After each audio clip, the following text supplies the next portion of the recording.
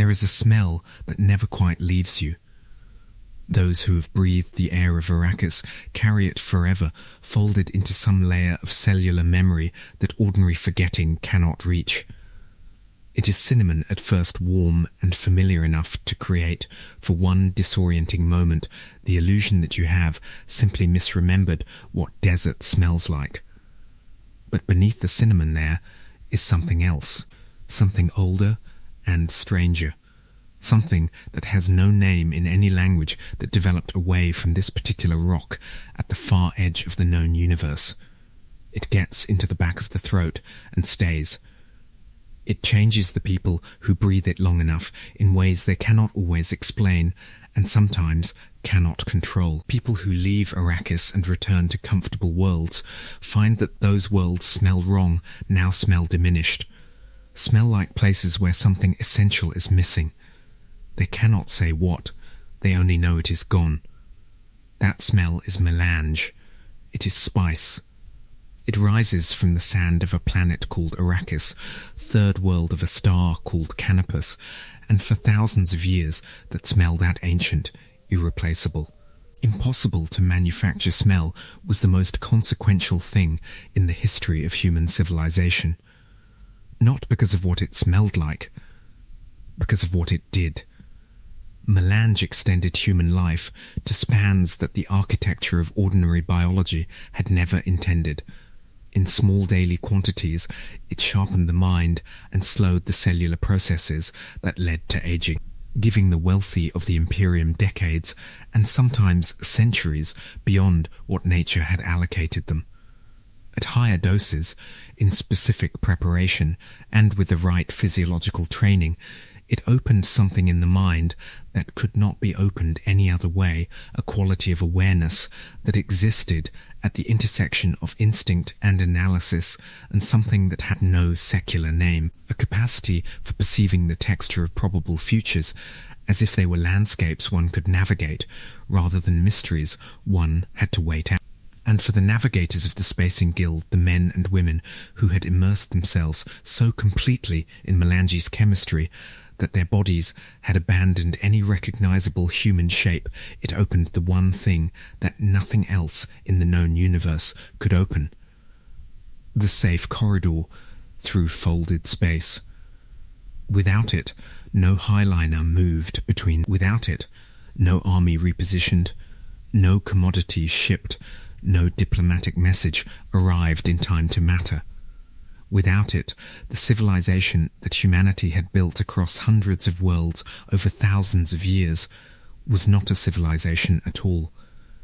It was a collection of isolated rocks in a darkness too vast to cross. Without all of that, every throne, every dynasty, every religious order, every commercial empire, every conspiracy, every war, every hope, every human life that had extended beyond its natural span, balanced on a single planet. A waterless world, a burning, killing, comprehensively inhospitable desert world that the Imperium's survey teams had logged without enthusiasm and assigned to whichever noble house drew the short straw in the eternal diplomatic competition of the Landsraad. Arrakis did not look like power. It looked like punishment. And yet the planet that controls the spice controls the universe. Every emperor who ruled the Badishart throne understood this. Every guild navigator floating in his tank of orange gas understood this. Every reverend mother who had survived the spice agony understood this. Even the desert people who had lived on Arrakis for thousands of years before the Imperium arrived with its harvesting machines and its house soldiers, even they understood it in their own way. Though their understanding was woven into faith rather than economics. They called the spice a gift from God. They built their entire conception of existence around its presence and its mystery. But understanding that Arrakis held the universe in its grip was not the same as understanding how it got there. It was not the same as understanding what keeping that grip would cost. or what happened when it finally slipped free. This is the story of that world. Not just the political story, though it is that. Not just the ecological story, though it is that too. It is the story of what a planet can do to a species when that species decides, without quite meaning to make a single place the centre of everything. It is the story of the Fremen who lived in the desert for longer than the Imperium had existed and knew things about Arrakis that the Imperium would never learn in time. It is the story of a man named Kynes who fell in love with a dying world and gave it a vision it would spend centuries trying to realize. It is the story of a boy from a water world who rode a sandworm in the dark and became something the universe had not seen before. And it is the story of a world that survived everything thrown at it, the plunder, the wars, the terraforming, the prophecy, the holy fire, and finally the obliterators. Because the desert, in the end, is not something that can be permanently destroyed. It only waits. Before there was a desert, there was water. Not all at once, and not in the geologic time frame that a human life can intuit, but Arrakis carries the memory of moisture in its bones. The salt flats near its equatorial reaches vast white plains, called the Bleds, flat and featureless under a sky the colour of hammered copper, are not salt flats, because Arrakis has always been a salt world. They are salt flats because something evaporated. The gypsum formations in the deep southern wastes are the crystallized remnants of ancient lakebeds. The mountains that ring the planet's northern polar region, the mountains that would become the shield wall, were shaped by wind and by water working together over geological epochs. Arrakis, in the deep past, had oceans. They are gone now, and the reason they are gone is also paradoxically the reason the universe would one day depend on this particular rock. In the deep substrate of Arrakis, in the underground darkness where no light had ever reached, there lived a creature smaller than a grain of sand. The Fremen called it sand plankton. They understood it as the foundation of everything, which is exactly what it was. Sand plankton fed on trace amounts of melange scattered through the geological layers of the planet's crust, and sand plankton was the first link in a chain so perfectly and completely integrated with its environment that no element of it could be removed without unravelling the rest. The second link was the sand trout. If you had never seen a sand trout, you might not have recognised it as an animal at all. It was flat and leathery and roughly diamond-shaped, and it had no head, no eyes, no extremities that would have communicated the concept of creature to an unprepared observer. It moved through the sand the way a leaf moves through water, with a kind of boneless, sliding patience that made it look more like a piece of the desert that had decided to relocate than like anything that was alive. But the sand trout was not just alive. The sand trout was one of the most consequential organisms that had ever existed on any world in the known universe, because the sand trout did one thing above all other things, and that one thing had remade an entire planet. The sand trout ate water. Not literally, not the way an animal drinks it sealed water.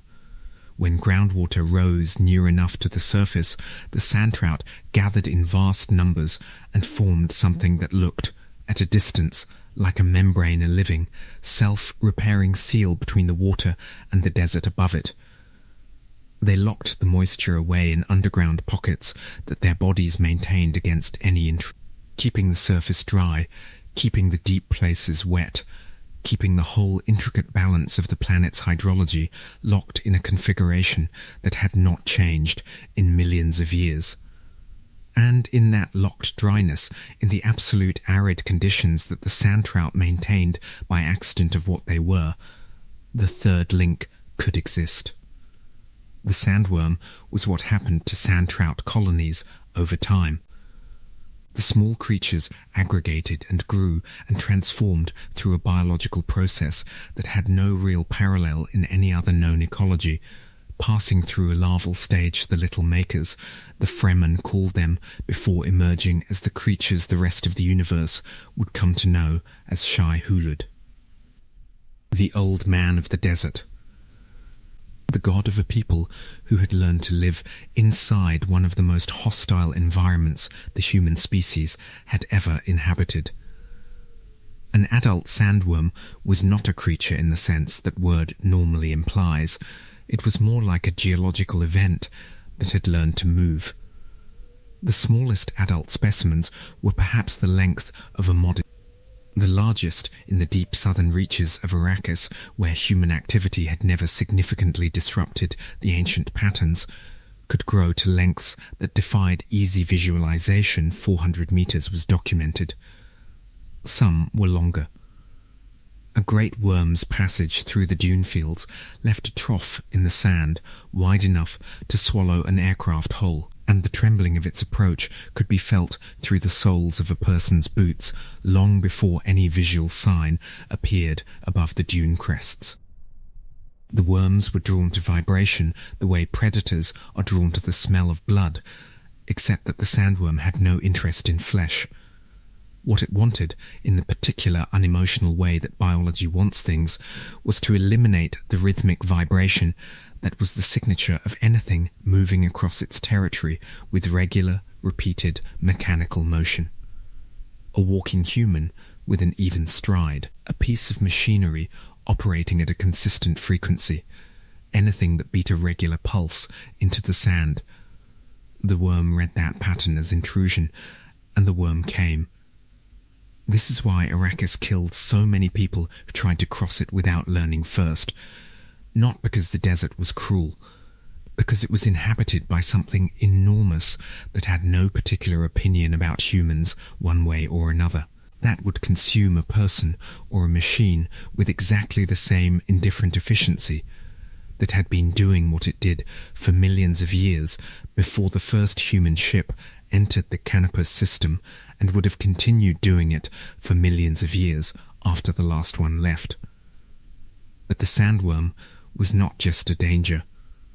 The sandworm was, in its death, the source. When a sandworm died when it was drowned, most often because water was the only thing that could kill it, the only substance that reacted with the chemistry of its ring segment interior in a way that disrupted the entire biological system when it died, it released into the ground around it a biological mass of extraordinary complexity.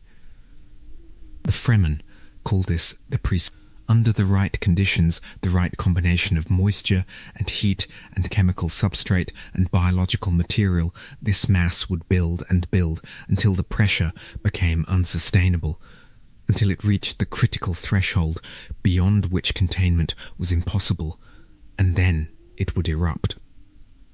A spice blow was a violent thing.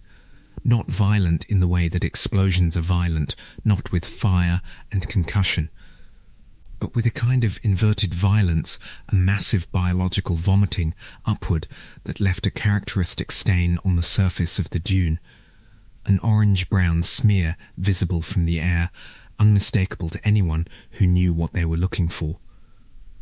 The material that erupted was the precursor of melange, exposed to sunlight and Arrakis's bone-dry atmosphere.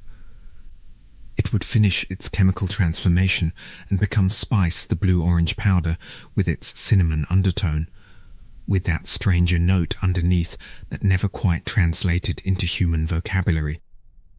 The worms came for the spice. They always came.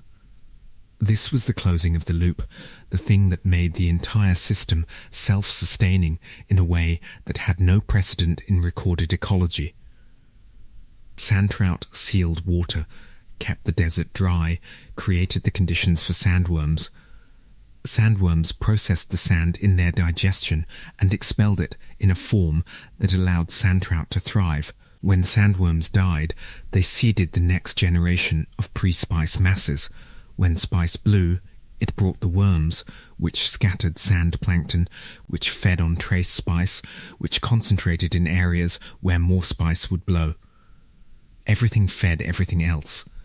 The circle was closed so perfectly that breaking any part of it broke the whole thing, and the whole thing had been running, unbroken, for geological time.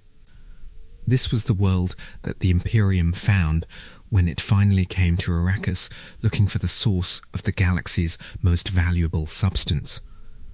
Not a mine with workers who needed management, not a plantation with crops that needed tending, a living ecological system of almost unimaginable complexity and age, producing melange as a byproduct of processes that no human technology could replicate. Processes whose interdependence was so total that the only way to get the spice out was to take it from the surface during the narrow window between the blow and the worm's arrival, and trust that the system would continue doing what it had always done. And the Imperium, with the particular combination of greed and incuriosity that characterized most of what it did, decided that this was fine. The people who had actually lived on Arrakis for the past several thousand years had a somewhat different view. The Fremen did not arrive on Arrakis as conquerors. They arrived as refugees, and they arrived at the end of a journey so long and so brutal that by the time they reached the desert planet at the edge of the known universe, there was almost nothing left of them except the capacity for endurance and a faith that had been tested so thoroughly it had become structural, load-bearing in a way that most religious traditions never achieve. They called themselves Zen-Sunni wanderers in the historical period before Arrakis, a name that encoded their religious heritage in its syllables, the merging of Sunni Muslim devotion with the meditative traditions that had travelled across the diaspora of the human species into the deep future and emerged on the far side of that journey as something new and strange and deeply committed to the idea that the human mind, stripped of comfort and distraction, could find a stillness that was not emptiness but a fullness of a different kind. They had not always been wanderers by choice. The historical record of the Zen-Sunni migration across the systems of the Imperium is a record of enslavement. Paul Atreides took them first, working them in its mines and its agricultural complexes for generations before they moved on. Seleucus Secundus, the Emperor's prison world, the forge of the Sardaukar, one of the harshest inhabited planets in the Imperium, held them for 9 generations in conditions that would have broken any culture less committed to its own survival. They were slaves there for 9 generations. 9 generations of children born into bondage, learning the desert disciplines of endurance and the water consciousness that would eventually serve them so well in a different desert on a different world. Bela Tejus took some of them, Rossak took others. Harmonthep a world so marginal and so dry that living on it had already begun the physiological adaptation that Arrakis would complete. At each stop, the community thinned and hardened and shed whatever could be shed, keeping only what could not be surrendered without ceasing to exist as a people. When they finally reached Arrakis, they had nothing. No political standing, no military power, no technology worth mentioning by the standards of the Imperium, nothing but the disciplines of the body and the mind that thousands of years of suffering had made unavoidable, and a faith that had absorbed every blow that history had delivered and come out the other side, not broken, but deeper, more insistent, more certain than ever that something waited in the terrible places that did not wait in the comfortable ones. What waited in Arrakis, they decided, was God, and in a way that Frank Herbert would spend 6 novels making legible to readers who had grown up in worlds where water fell from the sky without being asked, they were not wrong. To understand what the Fremen built in the desert, you have to understand what the desert demanded. Water was not scarce on Arrakis. Water was absent. The distinction matters. Scarcity implies that there is some amount of the thing, and there just is not enough. Absence means the thing is not there. Arrakis had no surface water of any consequence. Its rainfall, in the few regions where it occurred at all, was measured in millimeters per decade rather than per year. Its air was so dry that an unprotected human body would lose fatal quantities of moisture in hours through breathing alone, let alone through the additional losses of perspiration and normal biological function. The Fremen solved this problem with the stillsuit, and the stillsuit was not a technological achievement in the way that the Guild's Highliners or the House Atomics were technological achievements.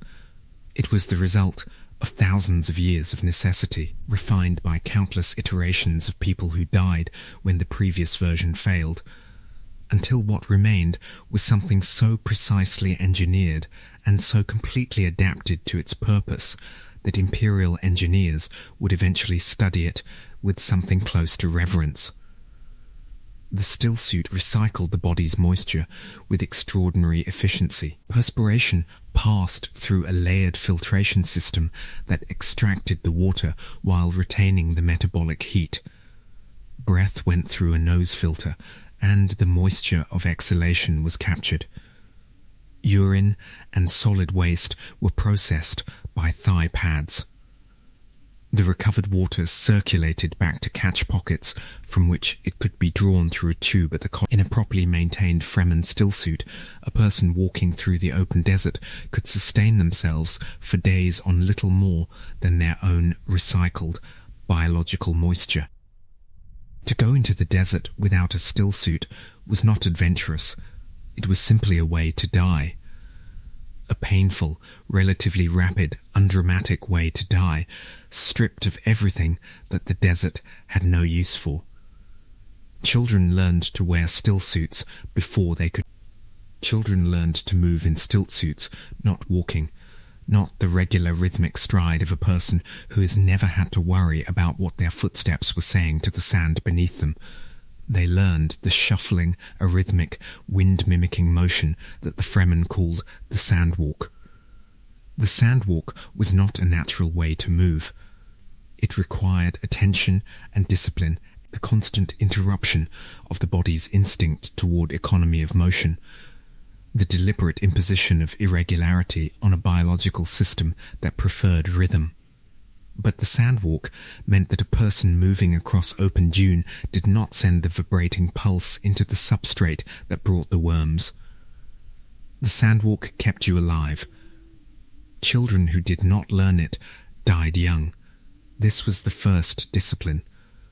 There were many others. The Fremen lived underground, in the Sietch cave systems cut into the rock outcroppings that dotted Arrakis's otherwise featureless landscape, hidden from satellite observation by the bribes the Fremen paid to the Spacing Guild in quantities of hoarded spice, concealed by the simple fact that the Imperium had decided Arrakis's desert population was too small and too primitive to be worth mapping carefully.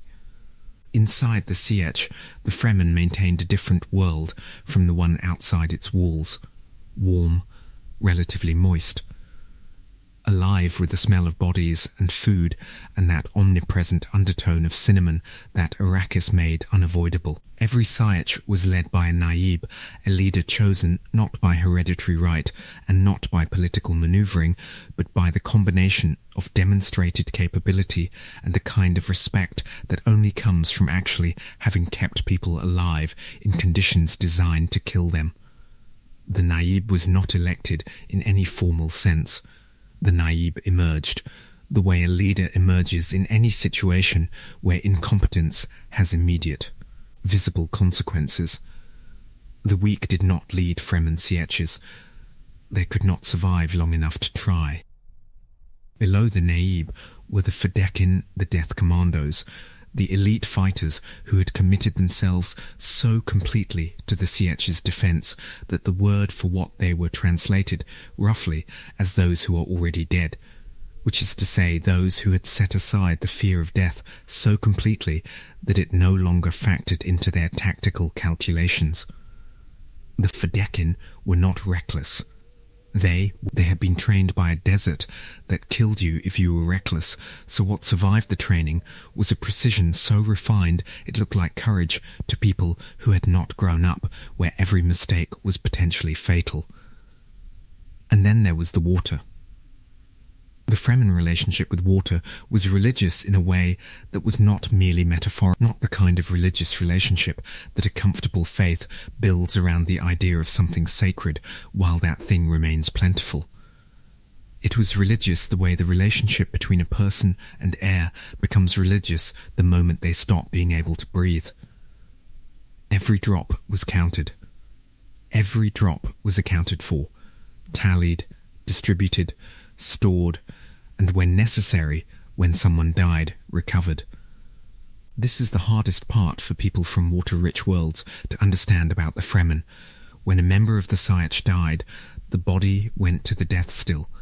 The death still processed the dead and returned their moisture, every litre, every drachm to the Sietch's communal water hoard. This was not brutality. This was care. The water of a person's body was the most significant thing they could give their community. And the recovery of that gift was treated with the same ceremony and the same respect that other cultures reserved for their most solemn funerary rites. The dead did not disappear. They flowed back into the life of the community in the most literal way possible. The living gave water too, when they gave it at all. To weep for someone was one of the deepest expressions of grief and love in the Fremen emotional vocabulary, because tears were water, and water was survival, and to let water fall from your body unused was an extravagance that only an extraordinary attachment could justify. Paul Atreides, in the early days of his time among the Fremen, wept over the man he had been forced to kill in the ritual combat that was the price of admission to the Sietch, and the Fremen around him looked at him with something that was not quite awe and not quite recognition, but lived in the space between. He was spending himself for a stranger. He was paying with something precious for something that didn't require payment. That act told them things about him that no introduction could have communicated. The communal water hoard was the Sietch's most carefully guarded resource, sealed away from the sand and the heat in underground chambers that the Fremen had spent generations excavating and maintaining. These chambers held millions of litres, sometimes tens of millions quantities, that, to an off-worlder, would have seemed meaningless against the scale of an entire planet's water deficit, but that, to the Fremen, represented something almost unimaginable in its significance. Not just survival, not just security. The dream itself, accumulated slowly over decades and generations, kept in the dark and the cool against the day when it might become the foundation of something new. There was one more thing that Arrakis wrote permanently into the people who lived, one more transformation that could not be hidden or denied or explained away to the satisfaction of anyone who had not seen it from the inside. The Fremen eyes. Long exposure to melange at the concentrations present in the air and water and food of a desert world, concentrations that the Imperium's spice workers experienced in controlled doses, but that the Fremen absorbed continuously. From birth. From the specific saturation of an ecology that produced spice as a byproduct of everything it did, that exposure turned the whites of the eyes blue. Not metaphorically, not as a figure of speech. Blue within blue, total saturation, the sclera as completely coloured as the iris, blue so complete that a Fremen face confronted an off-worlder with eyes that looked, and alien in the most literal sense, the product of a different biological chemistry maintained by a different relationship to the substance that defined the planet. The Fremen called it the eyes of Ibad. The Imperium called it spice addiction, which was not wrong exactly, but missed the specificity of what it was. For a Fremen, the blue eyes were not the mark of dependence. They were the mark of belonging, the visible sign that the desert had accepted you into its chemistry. had written its presence into your biology, had made you not just someone living on Arrakis, but someone that Arrakis had made. You could not fake the eyes. You could not perform them. You either had them, or you did not. And if you did, every Fremen you met knew at a glance that the desert had not yet finished with you. Paul Atreides' eyes began to turn blue within months of his arrival in the Sietch. He noticed it the first time he saw his reflection in the catch-pocket water, and he understood, without being told, what it meant. Not alarm. Not pride, exactly, recognition. The desert had begun to work on him the way it worked on everyone. The question was only what it would make of the specific material it had been given. Before he had arrived to fulfill the prophecy, there was the question of who had written it. The Missionaria Protectiva was the Bene Gesserit's most patient instrument, while the rest of the Sisterhood bred its human population toward genetic goals that would take 90 generations to realize, while the Souk doctors and the guild navigators and the noble houses played their respective games with what they believed were the significant variables of history. The Missionaria sent its most skilled agents to the marginal cultures, the desert people, the isolated communities. The societies at the edges of the Imperium's official attention and planted myths. Not lies, exactly, not frauds, exactly, something more subtle and more practical than either religious infrastructure, installed in advance, designed to activate when the situation required it. Among the Fremen, the Missionaria's work had been thorough, and it had been patient, and it had been by the time the Atreides arrived. Completely absorbed into the living body of Fremen religion, a Bene Gesserit witch-mother arriving from the outer worlds, a son with unusual gifts, signs that a trained initiate could recognize, a pattern that the prophecy had described so precisely that the description could only be fulfilled by someone who knew what the description was looking for, which is to say, any Bene Gesserit sister who had received the full prophetic briefing and who was willing to use it. This was the machinery that Jessica activated when she faced Stilgar's assessment circle. She was not being dishonest, exactly. She was using the Missionaria's installation the way it was designed to be used as a key fitted to a lock that the Sisterhood had installed, precisely because they knew there might come a day when a sister needed to open it. The words she spoke were the words the Missionaria had prepared. The gestures she made were the gestures the prophetic pattern specified. She fit the shape of the Lisan al-Gaib's mother, because the shape had been designed to fit a trained sister who was doing what Jessica was doing. What the Missionaria had not designed for, and could not have designed for, was a woman who was also the mother of someone who was actually, genuinely, what the prophecy described, not as a performance, but as a biological reality. Not because the pattern fit the person, but because the person fit the pattern in ways that went all the way down. The manufactured prophecy received a manufactured Messiah, and what happened instead was something neither the Missionaria nor the Sisterhood that had commissioned it had been prepared for. The tools of control became the tools of something that could not be controlled.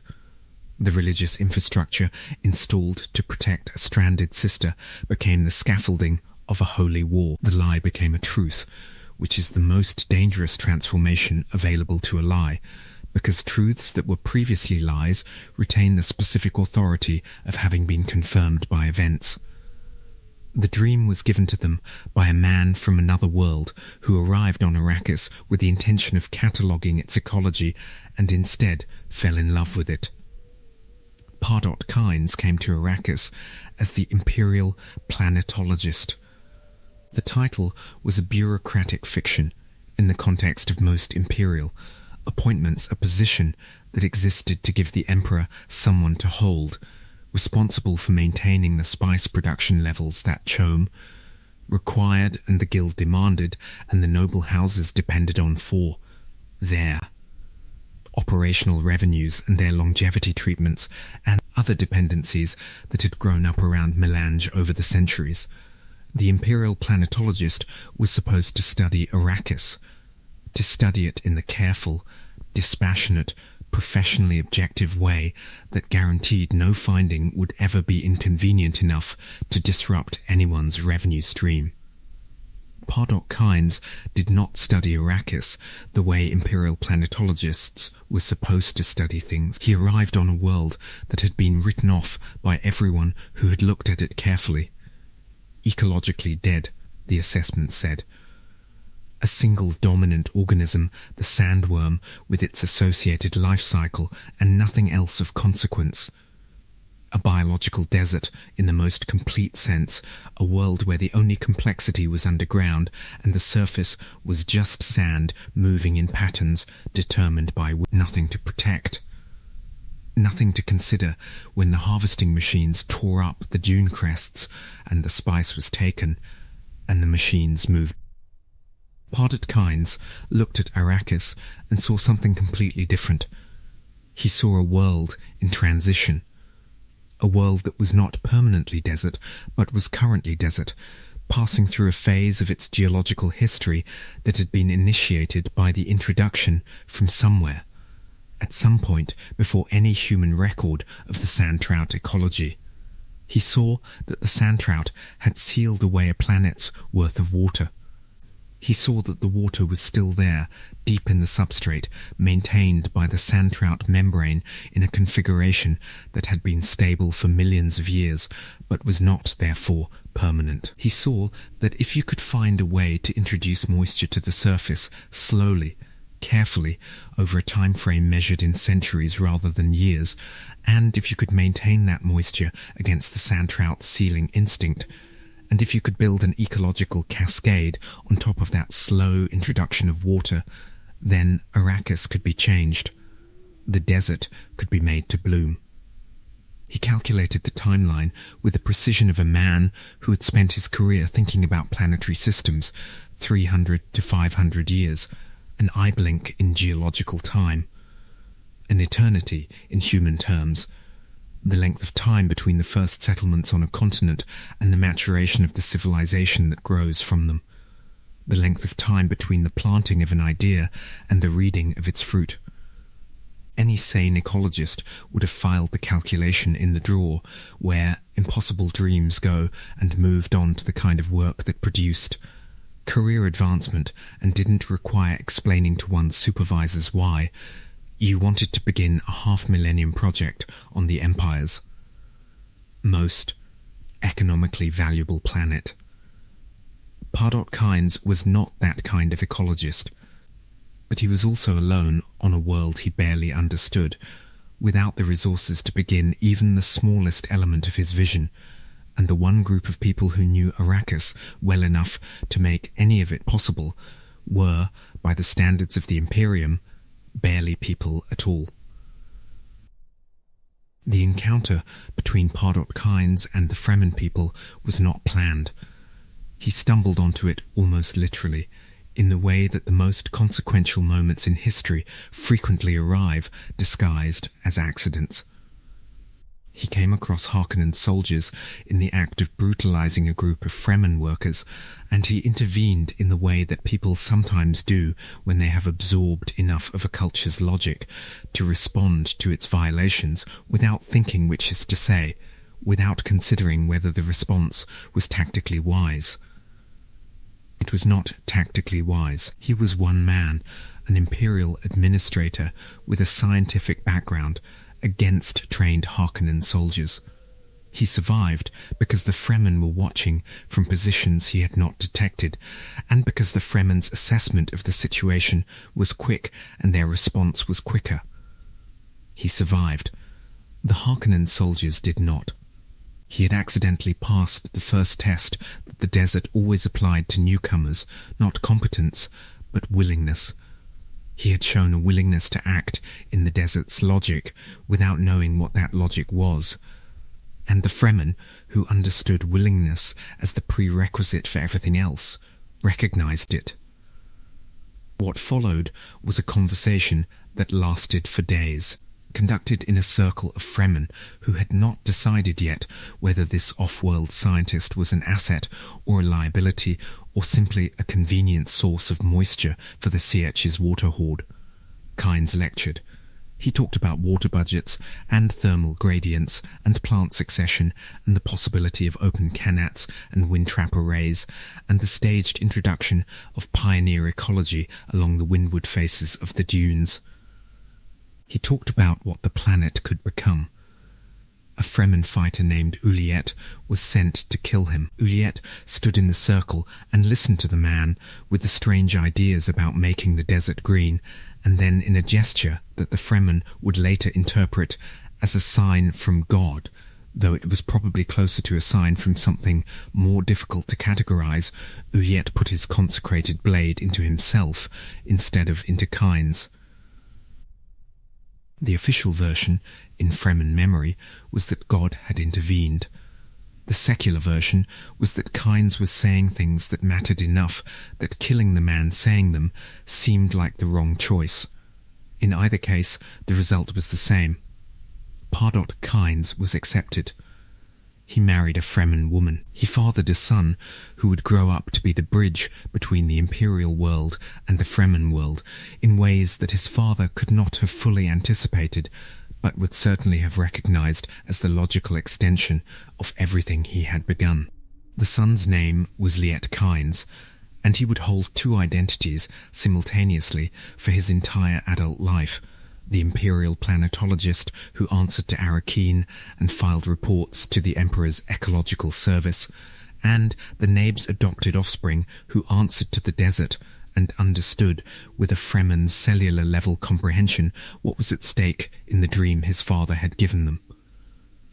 Pardot Kynes worked the Fremen for decades. He trained them in ecological literacy, in the language of systems and succession and watershed management, and the Fremen absorbed this knowledge and translated it into their own framework, which was a religious one, which meant that the dream of a green Arrakis became not merely a plan, but a prayer, not just something that smart people with good data believed might be possible, but something that the faithful were obligated to work toward, regardless of whether any individual among them would live to see it completed. This was important. Plans can be abandoned when the going gets difficult. Prayers cannot, or at least prayers of the kind the Fremen offered cannot, because to abandon them would be to abandon the fundamental structure that makes survival in the desert possible. The terraforming project became sacred. The work that Pardot Kynes had calculated in terms of ecological systems and water budgets became, in the hands of the people who were going to actually do it, something much more durable than a scientific program. The wind traps went up, slowly, in positions that could be justified to casual imperial observation as natural rock formations or old ruins.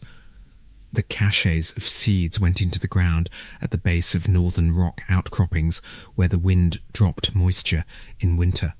Underground cisterns began to fill, drawing on the aquifer water that Kynes had identified, and the Fremen had been tapping in small quantities for centuries, but now tapped with something approaching systematic intention.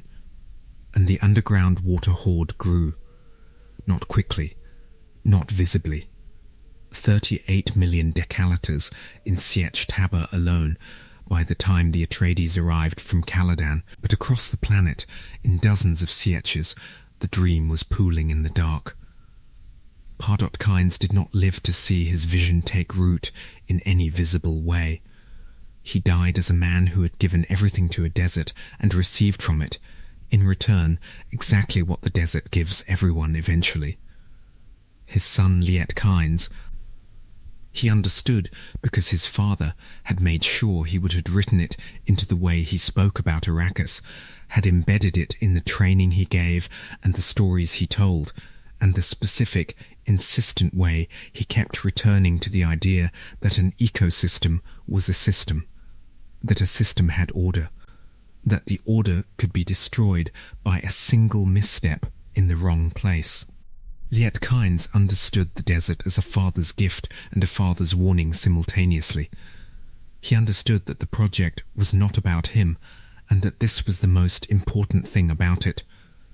No individual human life would span enough time to see the beginning connect to the end.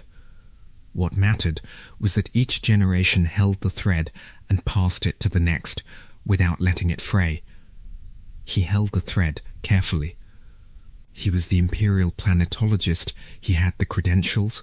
He attended the imperial functions. He filed the reports that kept the emperor's administrators satisfied that someone responsible was monitoring the ecology of their most valuable planet. But he was also Liet, the Fremen, the one who understood that the desert was not a dead thing waiting to be exploited, but a living system in a very specific and fragile phase of its geological history, and that the people who lived inside that system had knowledge about it that no imperial survey had ever come close to. He was the bridge, and bridges bear the weight of traffic from both sides, and it cost him. What it cost him, in the end, was his life on the sand. He had spent that life trying to understand. When the Harkonnens finally moved against him, after House Atreides arrived, and the political situation on Arrakis became too turbulent for the Harkonnens to maintain the careful fiction of imperial neutrality, they moved with the decisive efficiency of people who had been waiting for the right moment, and who had learned from the Atreides example how quickly a situation could deteriorate if you allowed someone who understood what was actually happening to continue operating. They abandoned him in the desert without a stillsuit. This was not a quick death, and Liet Kynes knew it would not be a quick death. He walked. He moved with the sand walk that he had learned before he could read, that had been in his muscles longer than the imperial planetologist title had been in his records, and he walked across the open desert under a sun that had no interest in his significance. He was not the great Liet, father of Charni, the man who held two worlds in one identity. He was a man in a desert without a stillsuit, dying with a precision that the desert had been practicing for geological epochs. His father's voice came to him in the heat. This is documented.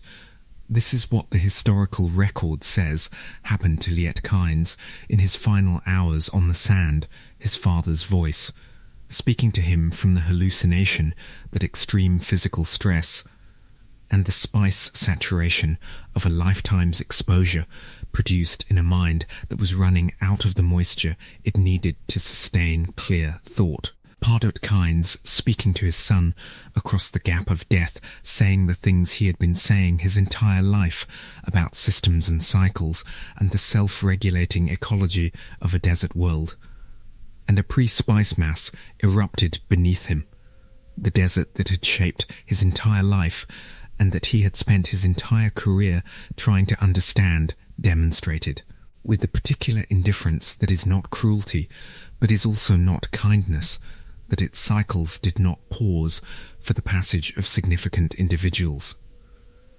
The pre-spice mass erupted, and the worms came for the blow, and Liet Kynes was dissolved into the ecology he had devoted himself to, returned to the desert in the way that the desert returned everything to itself eventually. The ecological project continued without him. The Harkonnens had been on Arrakis for 8 decades by the time House Atreides arrived, and their 8 decades left marks that the planet would carry for a long time. Not because they had damaged the ecology in any permanent way. The sandworm system was far too robust and far too old to be meaningfully disrupted by even the most aggressive spice harvesting, but because of what they had done to the people. For 80 years, the Fremen lived under Harkonnen governance, the way a species lives under a predator that does not quite realize it has met its match. The Harkonnens held Arrakis through their stronghold at Carthage, a city they had built 200 kilometers from the traditional capital of Arrakeen, in the fashion of rulers who wished to demonstrate their independence from existing power centers by constructing new ones. Carthage was everything that Arrakeen was not: recent, brutal in its architecture, designed for efficiency and intimidation rather than for any quality of life that its inhabitants might value. Where Arrakeen had been built over centuries by people who understood the desert and had shaped their windscreens and protected courtyards in dialogue with what the planet demanded, Carthage had been assembled by engineers who brought their off-world assumptions to Arrakis and then added enough climate control to make those assumptions workable at the energy cost that spice revenues made affordable. It was a city that communicated something clear about its builders, something about the specific combination of wealth and contempt that the Harkonnens had made their institutional character. Baron Vladimir Harkonnen held it all, and the Baron was a man whose considerable intelligence had been applied for so long to the twin projects of personal enrichment and the destruction of perceived rivals that those projects had ceased to be goals, and had become simply the medium in which he thought.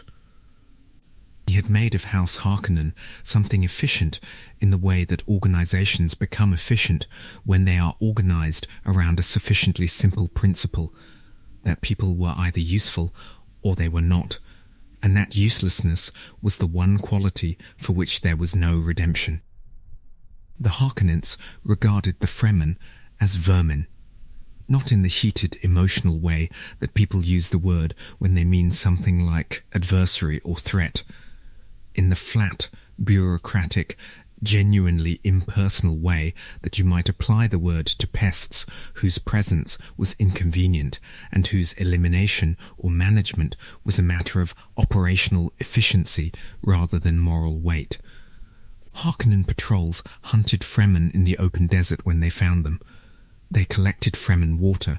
They enslaved Fremen workers in the spice operations, those they caught alive in zones where the Sietch network didn't reach quickly enough to prevent it. They imposed tribute. They made a point of periodically demonstrating, in ways that were meant to be visible and memorable, that resistance was not productive. What the Harkonnens consistently failed to understand was that everything they were doing was making the Fremen more lethal. The desert had already made them the most capable fighters the known universe had ever produced without being officially aware of them.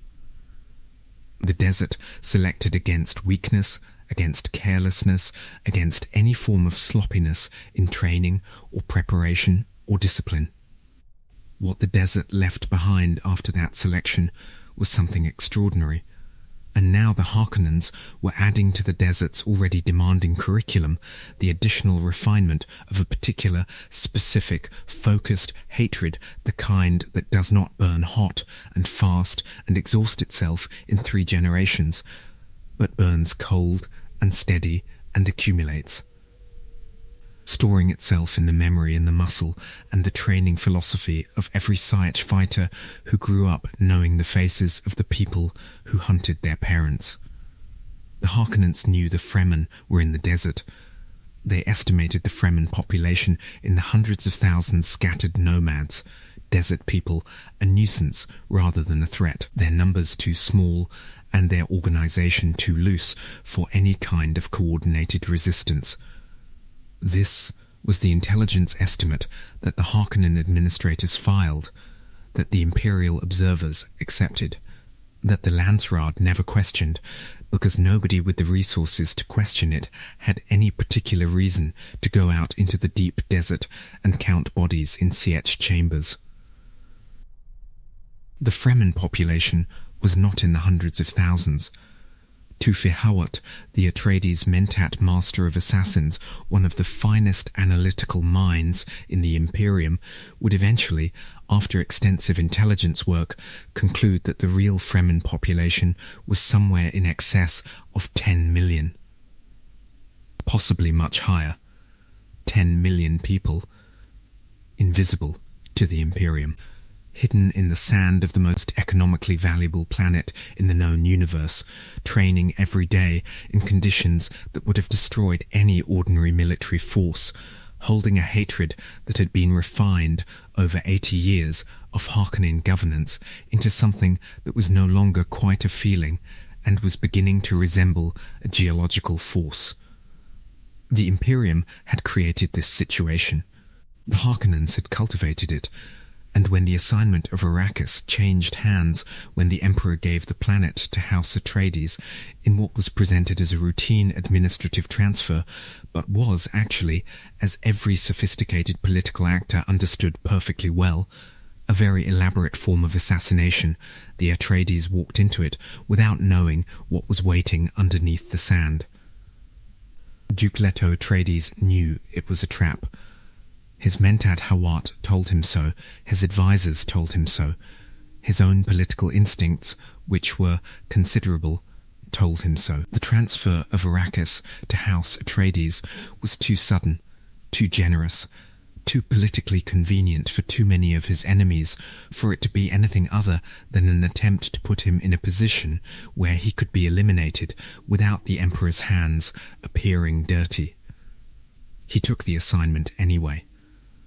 Not blindly, not naively, with the specific kind of open-eyed commitment that belongs to a man who has looked at the situation from every angle he can access and concluded that the alternative to accepting a dangerous opportunity is accepting a slow diminishment that ends in the same place with less. Dignity attached to the arrival. Arrakis was the spice world. Control of the spice world meant a revenue base that could make House Atreides genuinely independent of imperial patronage in ways that no other single development could have achieved in less than a century of patient accumulation. It meant the possibility of allying with the Fremen, whom Hart's intelligence was already suggesting, was something far more significant than any official record acknowledged. It meant the possibility of building something that the Emperor had not anticipated and could not easily dismantle. He took it partly because of what the Atreides name was supposed to mean. The kind of man that his people loved, genuinely loved, in the way that people love leaders who treat their welfare as a real obligation rather than a political calculation, was not the kind of man who could refuse a challenge because the mathematics were that refusal would have been its own kind of defeat, slower and quieter than the one waiting on Arrakis, but no less final. He sent Duncan Idaho ahead. Idaho was the man who had earned, through years of service and through the specific quality of personal loyalty that only certain combinations of person and circumstance produce, the designation of being the one sent when what was needed was someone who would get it done and not need to be told twice. He went into the desert before the Duke's household arrived, made contact with the Fremen, learned what he could about Stilgar and Sietch Tabr and the network of allegiances that held real power in the deep desert. What he brought back confirmed what Hart's analysis had been building toward. The Fremen were not what the Harkonnens had thought they were. Not hundreds of thousands of nomadic desert people. Something vastly larger, vastly more organized, vastly more capable, a military force of potentially decisive scale that had never been properly approached by anyone with the authority and the character to offer them what they actually wanted. The Atreides arrived on Arrakis in the year 10,191 of the imperial dating system, and the first thing Paul Atreides smelled when the ramp descended from the transport was cinnamon. Beneath the cinnamon, something older. He was 15 years old, the son of Duke Leto and the Bene Gesserit Lady Jessica, trained from childhood in the disciplines of the Bene Gesserit, the controlled breathing, the ability to read micro-expressions and physiological tells, the fighting forms that married economy of motion to devastating effectiveness, and trained also in the intellectual patterns of the mentat. The living computer tradition that the human species had developed after the Butlerian Jihad had forbidden the creation of thinking machines. He was the product of generations of careful genetic selection by a sisterhood that had been breeding its human population like prize livestock for 90 generations, aimed at producing a specific kind of mind that could exist in multiple temporal dimensions simultaneously. He did not know this yet, not fully. The dreams that had been coming to him for years, the desert, the strange blue-eyed people, the vision of himself standing at the center of something vast and catastrophic, were vivid and specific in a way that ordinary dreams are not.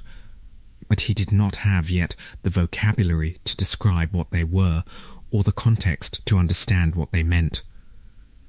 What he had was the smell, and the heat, and the particular quality of Arrakis's light, filtered through suspended dust into something tawnier and harder than the soft grey light of Caladan that he had grown up under. The city of Arrakis sat in the hollow of the shield wall, the great mountain barrier that protected Arrakis's northern polar region from the full violence of the planet's Coriolis storms. The storm systems that built across thousands of kilometers of open desert and arrived at any obstacle with winds that could strip flesh from bone and etch bone to slivers.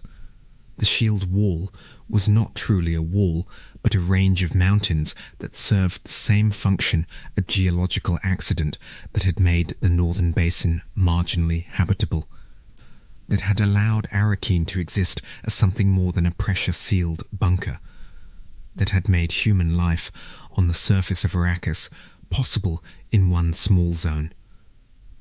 The city itself it had been built over centuries by people who understood what Arrakis was and had designed accordingly windscreens around every building, courtyards arranged to capture and redirect air rather than present it with flat surfaces to punish, architecture that crouched and curved and minimized exposure in a way that the Harkonnen city of Kartag, built 200 kilometers to the northeast with the assumption that imperial resources could compensate for poor design, had never managed.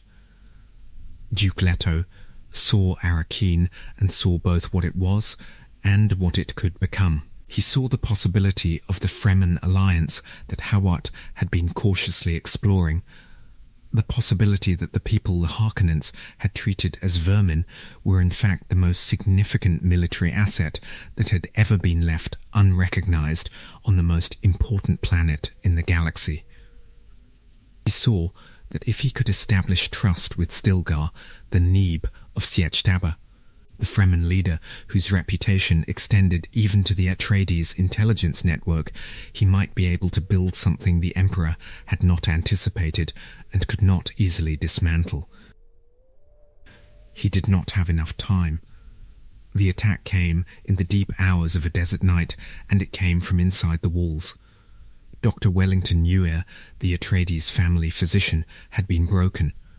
Not by violence, the Suk medical conditioning that made him theoretically impossible to compromise was too robust for violence to crack it. He had been broken by something more devastating than violence, by the knowledge that his wife was alive in Harkonnen hands, suffering in ways that the Barrens people had described to him in careful, calibrated detail, designed to maintain his hope without allowing it to become the basis for resistance. He had done the calculation that the Harkonnens had calculated he would do, the calculation that the Suk conditioning had been designed to make impossible and that human love had made inevitable anyway. He had chosen his wife over his patients and his honor and the conditioning that defined his professional identity, and having made that choice, he had committed to it with the particular completeness that comes from doing something you cannot take back. He sabotaged the house shields. He put in Duke Leto's tooth a poisoned needle that would deliver a gas capable of killing everyone within breathing range. He convinced himself that the last act was justice, that he would give Leto at least the chance to kill the Baron when the Baron came to gloat, even if nothing else could be saved. The Sardaukar came in Harkonnen colours, the Emperor's elite soldiers fighting under Harkonnen flags so that the Landsraad could not trace the Emperor's hand in the destruction of a noble house, fighting at a capability level that the Atreides military had been prepared for on paper, but that paper preparation could only approximate the reality of. The Sardaukar were what happened to human beings when you put them on Seleucus Secundus, the Emperor's prison world, a planet so hostile and so brutal that the overwhelming majority of people sent there died before they adapted. And what was left after that selection was something that the Fremen themselves would eventually acknowledge as genuinely impressive, which says everything you need to know about how capable they were. The Atreides soldiers were excellent. They were loyal. They were well trained. Duncan Idaho, the swordmaster, killed 4 Sardaukar in the doorway. He was holding an achievement, the records noted, with something approaching disbelief, because the Sardaukar were not supposed to go down 4-1 against anyone. But numbers and the systematic advantage of inside knowledge overwhelmed them, as the Harkonnens had known they would. Duke Leto was taken alive. The Baron came to gloat, because the Baron was the kind of man who needed to be present at his victories to make them real for him. He floated into the room, supported by anti-gravity suspensors, enormous and pale and smiling, with a satisfaction that was not quite joy, because joy requires something like warmth, and the Baron had burned away whatever warmth he had started with decades ago. Leto bit down on the false tooth. The poison gas that Ymir had prepared his last act of fidelity to the man he was betraying filled the room. The Baron survived. His shield protected him at the cost of the men around him, the cost of the pain the gas caused him, the cost of whatever the encounter meant to his sense of his own invulnerability. He survived, injured, and that injury, a thing so small in the scale of everything that followed, would take the shape of a cry's knife in a child's hand years later and close the circle that had opened in that room. Leto Atreides died, having failed to kill the man who had destroyed him, and having succeeded in something he had not been trying for, in demonstrating in the most visible way available what the Atreides name was supposed to mean. The kind of death that becomes a story, the kind of story that follows a family for generations. Paul and his mother Jessica ran into the desert was not what the books had told him. This is not because the books were wrong.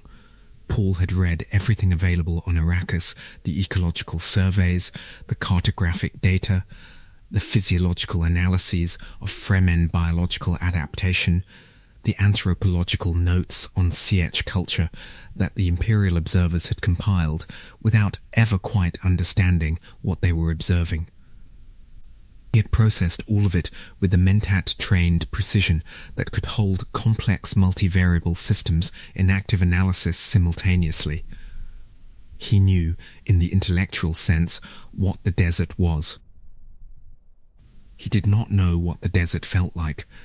The cold that hit at night was not the cold of Caladan's winter ocean air, which had a moisture in it that made it feel alive.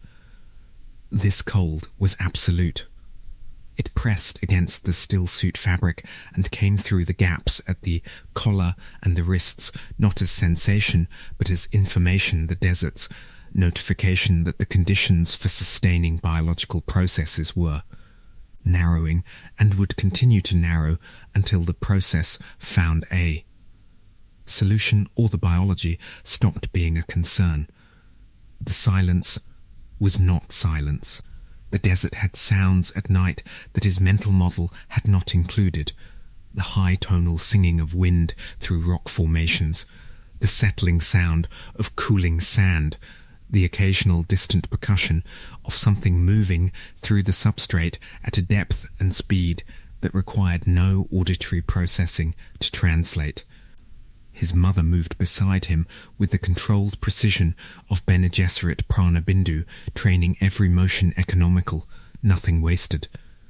her body executing the sandwalk without the self-consciousness that his own still required, because he had not grown up doing this, and she had been preparing for exactly this contingency for years without telling him why. The training that she had given him his entire life, the breathing, the observation, the fighting forms, had been preparation for a world she knew he might need to survive. He had not known it at the time. He knew it now. The first night, they survived by knowledge, by everything Paul had read and everything Jessica had lived through in training exercises that had simulated the desert without quite capturing it. They moved without rhythm. They watched the sand for the telltale vibration that preceded a worm's appearance. They found shelter in a rock formation before the coldest hour of the night stripped what their still suits couldn't prevent. The second day they survived by luck and by the sharpening instinct that Arrakis gave to everyone who took it seriously. The Fremen found them on the third day. Stilgar was a naib of the deep desert tradition, which meant that he was exactly the kind of person who had earned leadership of a Fremen sietch by being the person least likely to make the error that got people killed. He was direct in the way that directness becomes when there is no social margin for anything else. He was observant in the way that people become observant when they have spent decades reading a desert that kills you for missing the signs. He evaluated Paul and Jessica with the practiced efficiency of someone who had been assessing unfamiliar people in terms of survival utility for his entire adult life. He had access at the time to the Bene Gesserit prophecies that the Missionaria Protectiva had seeded among the Fremen generations earlier. These were not myths that the Fremen had invented organically. They were manufactured religious infrastructure, installed by the Bene Gesserit specifically to protect any sister who might find herself stranded among desert peoples. A kind of spiritual survival kit disguised as religious revelation. A Bene Gesserit witch mother and her off-world son. Signs that the initiated could recognize. Ways to establish protective status in a culture that was otherwise entirely self-contained. Jessica recognized what she was looking at and used it. She had not planned to end up in this particular situation with these particular tools. But the Bene Gesserit training was, if nothing else, preparation for using whatever was available. She spoke the words that the Missionaria had prepared for her. She made the gestures. She existed in front of Stilgar and his fighters as the shape of something they had been told to recognize. But there was also a test, because the desert does not take things on faith when the alternative is a demonstration. Jamis challenged Paul to ritual combat.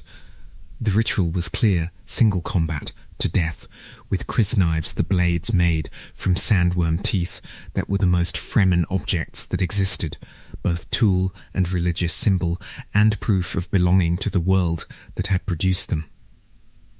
Paul won. He had been trained by some of the finest fighters in the Imperium, and his Bene Gesserit combat discipline was, in the hands of someone with his innate capability, something that looked, to people who had never seen it before, like a gift from somewhere outside the ordinary. And then he wept. The Fremen around him, Stilgar, Chani, the fighters who had been ready to kill him an hour before, watched a stranger spend water over the man he had just killed. Not performance, actual moisture, actual grief, actual expenditure of the body's precious resource over someone he had never met before this evening. That moment, more than the prophecy and more than the fighting skill, was when the Fremen decided that Paul Usul was something worth paying attention to. Sietch Tabr received them, and Arrakis began the work of making Paul Atreides into something the Imperium had not produced before. Stilgar gave him the Sietch name in the ceremony that all new members received, and that meant something different for each person because the desert's assessment of a person is always individual. Usul, the base of the pillar, the hidden foundation.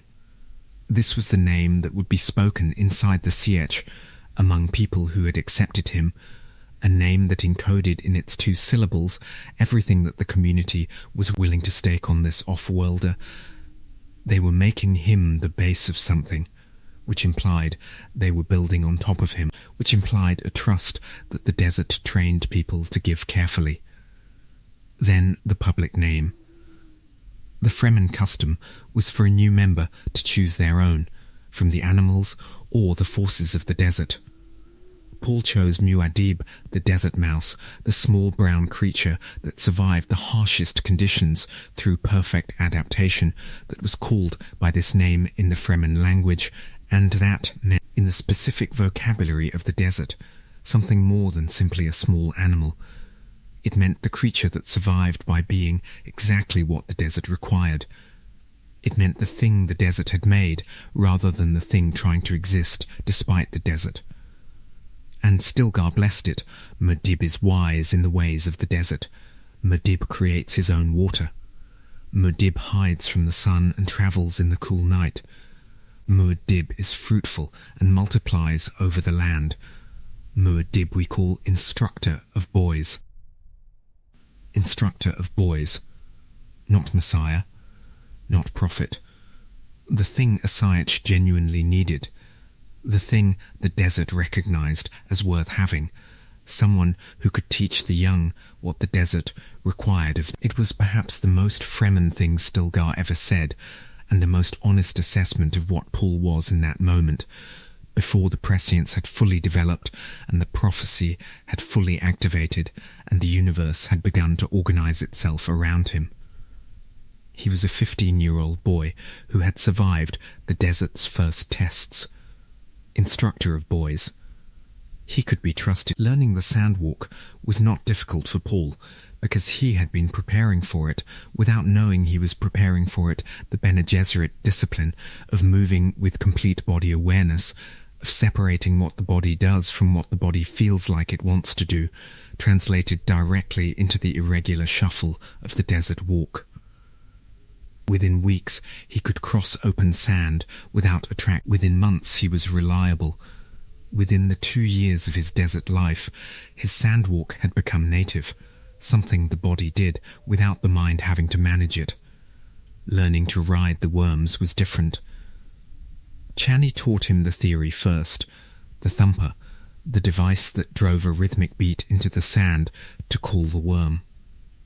The placement of the maker hooks along the leading edge of the worm's ring segment, creating a gap in the ring that exposed the tender inner tissue to the sand and air, which the worm could not tolerate, which drove it to rotate so that the irritated portion rode high above the surface. The turning of the worm's course by using the hooks as tillers, controlling the direction of an organism that was for all practical purposes a geological feature with an attitude. The theory was one thing. Standing on the back of a sandworm, a mature Shai Hulud, 300 meters long, moving through the deep desert at 30, 40, 60 kilometers an hour, was the experience that the theory was describing. The wind that hit you at speed was not wind in the familiar. It was a physical force requiring active resistance, and the resistance required a body that had absorbed enough of the desert's logic to know how to position itself, how to use the worm's motion rather than fight it, how to become, for the duration of the ride, part of the desert rather than a passenger moving through it. Paul rode his first worm in the dark, because that was when the worms were safest to cool, the daytime thermals were unpredictable, and the Fremen preferred the cool certainty of night for this particular act. Stilgar was watching. Chani was watching. The entire attention of the Sietch's fighters was on the 15-year-old boy from a water world who was about to attempt the thing that marked the threshold of Fremen adulthood. He mounted the worm. He managed the hooks. He rode. The world reorganized itself under him in a way that no preparation had been able to anticipate. First, the sheer physical reality of standing atop something that could swallow a building. that moved through the sand the way a river moves through a valley, not around the obstacles, but simply as a fact of land. The smell of it, the deep spice smell that came up from the worm's body heat in waves, saturating the air around the rider with something that was already beginning to alter the chemistry of the brain in ways that could not be undone. And the speed, the desert unrolling in all directions under the moons, the dunes flowing past like low waves on an ocean he had grown up beside, but that had never prepared him for this particular water. The Fremen behind him on the worm did not say anything that night. There was nothing to say. The ride said everything that words would have fumbled. When it was over, Stilgar named him a Fremen rider. The Sietch registered this with the particular gravity that the Fremen gave to moments that cost something to arrive at. Not applause, not celebration, something quieter and more durable. The economics of what was happening on Arrakis were becoming visible from orbit. The Harkonnen spice operation, which had been running at maximum extraction capacity for 8 decades and had delivered production numbers that had satisfied the Emperor and the Guild and Chom in equal measure, began to develop gaps. Harvesters were going missing, not the mechanical failures that Arrakis inevitably produced, but operational losses. Units that went into the field and did not return with the frequency that the spice operation required to maintain its margins. Navigation beacons were being disrupted. Supply convoys between operations were experiencing what the Harkonnen operations logs recorded, with the careful bureaucratic imprecision that characterized reports designed to prevent hard questions as environmental incidents. The Fremen were fighting. Not the way the Harkonnens had understood fighting, not pitched battles, not the kind of engagement that the Harkonnen military apparatus had been designed to recognize and respond to. The Fremen fought the way the desert fought, with patience and indirection and total intimate knowledge of the environment, appearing when least expected and disappearing before the response could form, costing the Harkonnens exactly as much as they could afford to lose in any given engagement, and never quite enough in any single incident to force a response that would reveal the true scale of what was building. Paul brought the Bene Gesserit fighting forms to the Fremen fighters, which was like adding a precision instrument to an already lethal toolkit. The weirding way the combat discipline that translated Prana Bindu body mastery into something that looked, to observers unfamiliar with it, like movement faster than physics should permit, did not replace what the Fremen already knew. It augmented it. The combination produced fighters who had the desert's absolute spatial awareness and the Bene Gesserit's absolute bodily control simultaneously, who could move across sand without vibration and strike with a speed and precision that the Harkonnen military forces encountered and could not explain in any report that was also honest about what they were encountering. Each individual incident was small enough to be logged as an operational loss rather than a strategic pattern. The desert killed equipment. The desert disrupted schedules. The Harkonnen administrative reports recorded these incidents in the language of environmental hazard, because recording them accurately would have required admitting what the Fremen actually were, which would have required explaining to the Emperor why 80 years of Harkonnen administration had produced a military force of this scale hidden in the desert of the most closely watched planet in the Imperium. The pattern accumulated. The production numbers declined in ways that the quarterly euphemisms could not indefinitely contain. And 2 years into the campaign, word reached Paul through the Fremen intelligence network, a system built from trading contacts and smugglers and the specific information sharing that a planetary community of Sietches maintained through codes embedded in the communal traditions that outsiders had no framework for reading, that the Emperor was coming, not to replace the Harkonnen administration, not to investigate the declining production numbers with an open mind, To settle the problem with the finality that the Sarto car provided, and to remove whatever remained of House Atreides at the same time, both operations accomplished in the same place under the same cover story. Jessica underwent the Water of Life ceremony. The Water of Life was the exhalation of a drowned sandworm, a young worm, brought into an enclosed space and killed in water, its dying breath captured and concentrated into a liquid that was, for any ordinary human being, simply poison. The metabolic violence it introduced into a human body was not subtle. It killed by disrupting the basic biochemical processes that sustain life, quickly enough that unconsciousness preceded death by only minutes. For a Sayadina, a Fremen woman trained in the deep desert disciplines, and for a Bene Gesserit sister with full prana bindu mastery of her own physiological processes, the Water of Life was survivable. More than survivable, transformative. The conversion of the toxin using techniques that required levels of internal physiological control that no untrained person could achieve was the key that unlocked other memory, the ancestral genetic record of every female ancestor, accessible as a chorus of voices and experiences rather than as abstract history. Jessica survived it without the preparation that the Bene Gesserit normally required before the spice, in a Sayach that was waiting for her to either succeed or die with the pragmatic patience of people who needed a reverend mother and had determined that this was the available candidate. She survived. She transformed the poison inside her own body and emerged as the Fremen Reverend Mother that the Missionaria Protectiva's prophecy had promised them. And the daughter she was carrying absorbed the exposure in the womb. Elia Atreides was born already transformed. The Bene Gesserit had a word for what she was: abomination.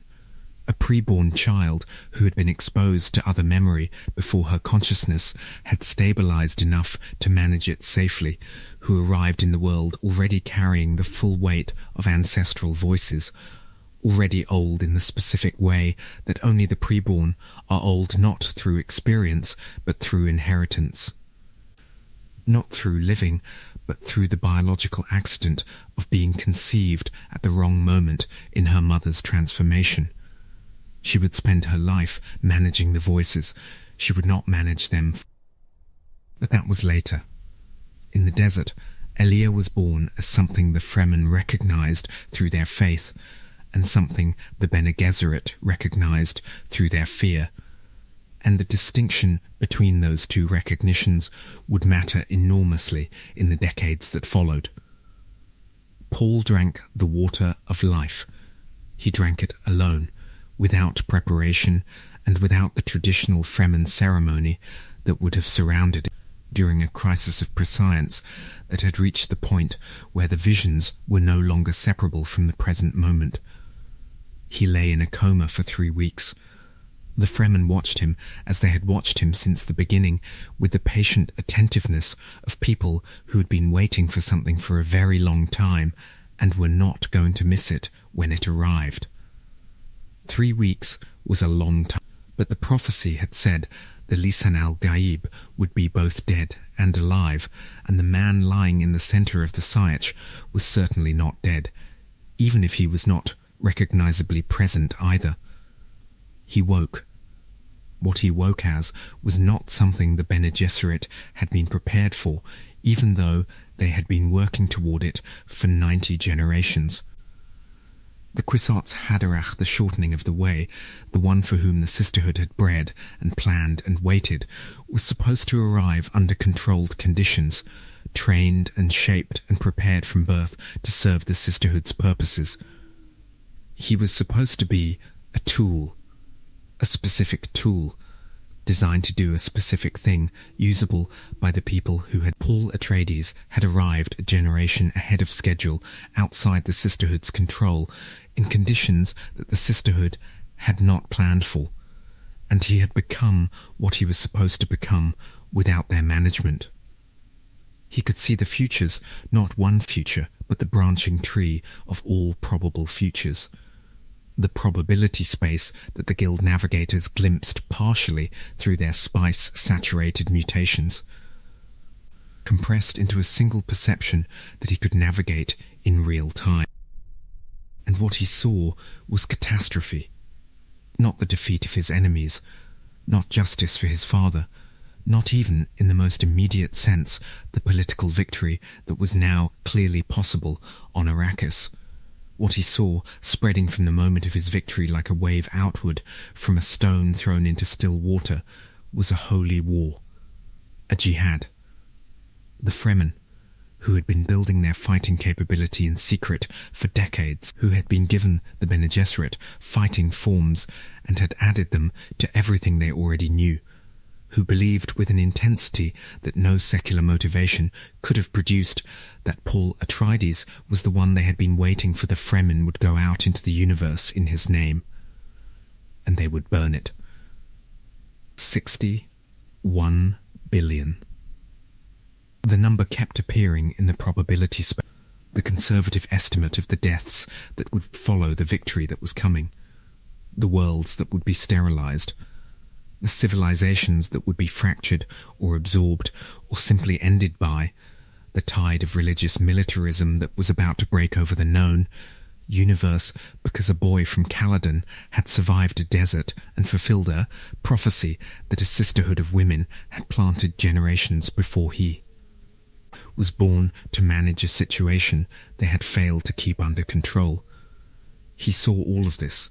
He saw that he could not stop it.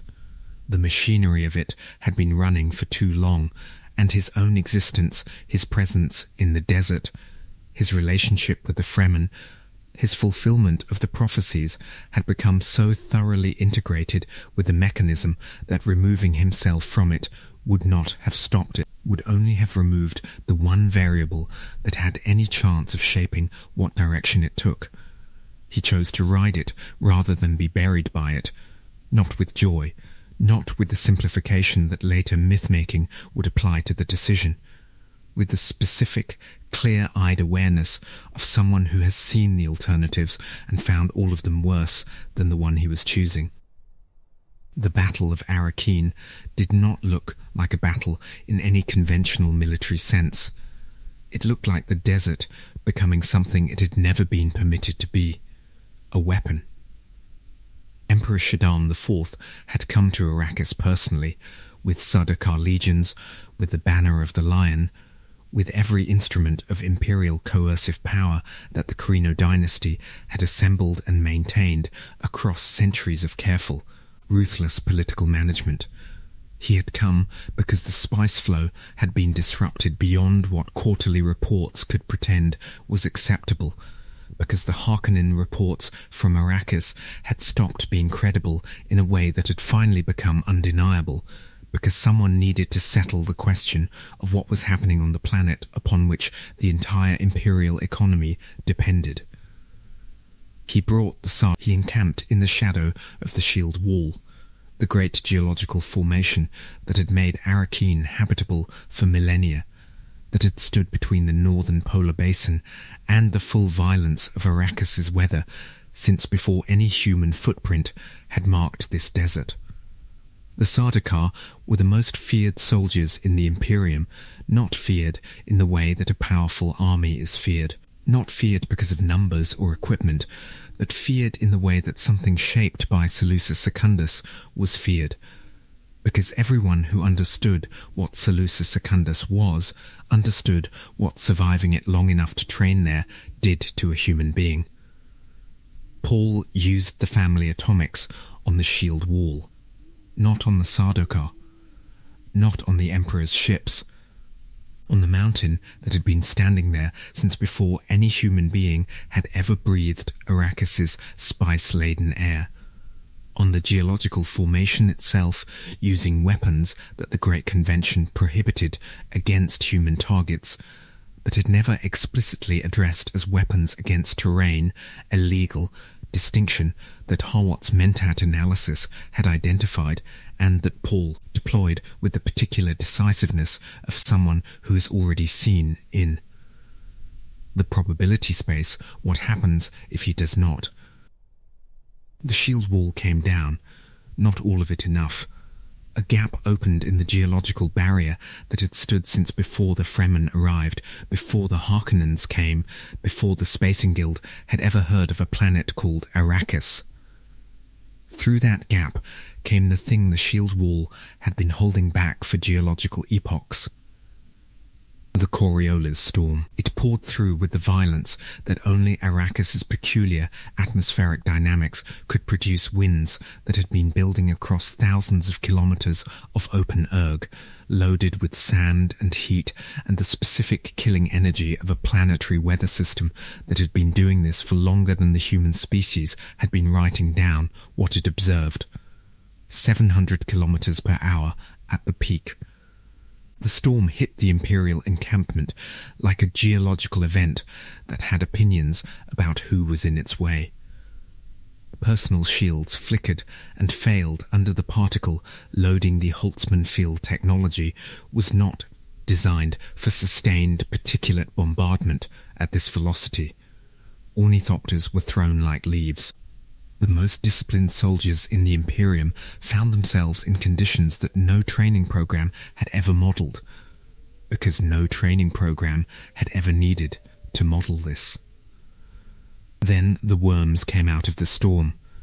Stilgar led the worm cavalry through the breach, and the image of it, Fremen fighters standing atop sandworms 300 meters long, emerging from the wall of wind-driven sand that had reduced visibility across the basin to nothing, their still suits blending them into the desert palette so that the first thing the Sardaukar registered was not people, but the worms, moving geological features with what looked from below like weather and from above like a decision, is one of the most viscerally complete images in the saga. Not just because it was spectacular, because it was a reversal. The desert that the Imperium had been exploiting for centuries, the desert that had been treated as raw material and obstacle and backdrop, had come to collect on something that had been building since the first spice harvester tore up the first dune crest. The worm's presence solved a tactical problem that Paul's military planning had identified from the beginning. Holtzman personal shields, the Imperium's standard defensive technology, the thing that made conventional weapons insufficient against prepared opponents, attracted and enraged sandworms. A man wearing a shield in the open desert was not protected. He was a beacon, calling something that could eat him in the same motion it ate the dune he was standing on. The Sardaukar could not wear shields and could not face worms, and the Fremen had known from the beginning of the planning that this combination was definitive. It was definitive. The Sardaukar held longer than any ordinary force would have held against what they were, what Seleucus Secundus had made them. But they broke.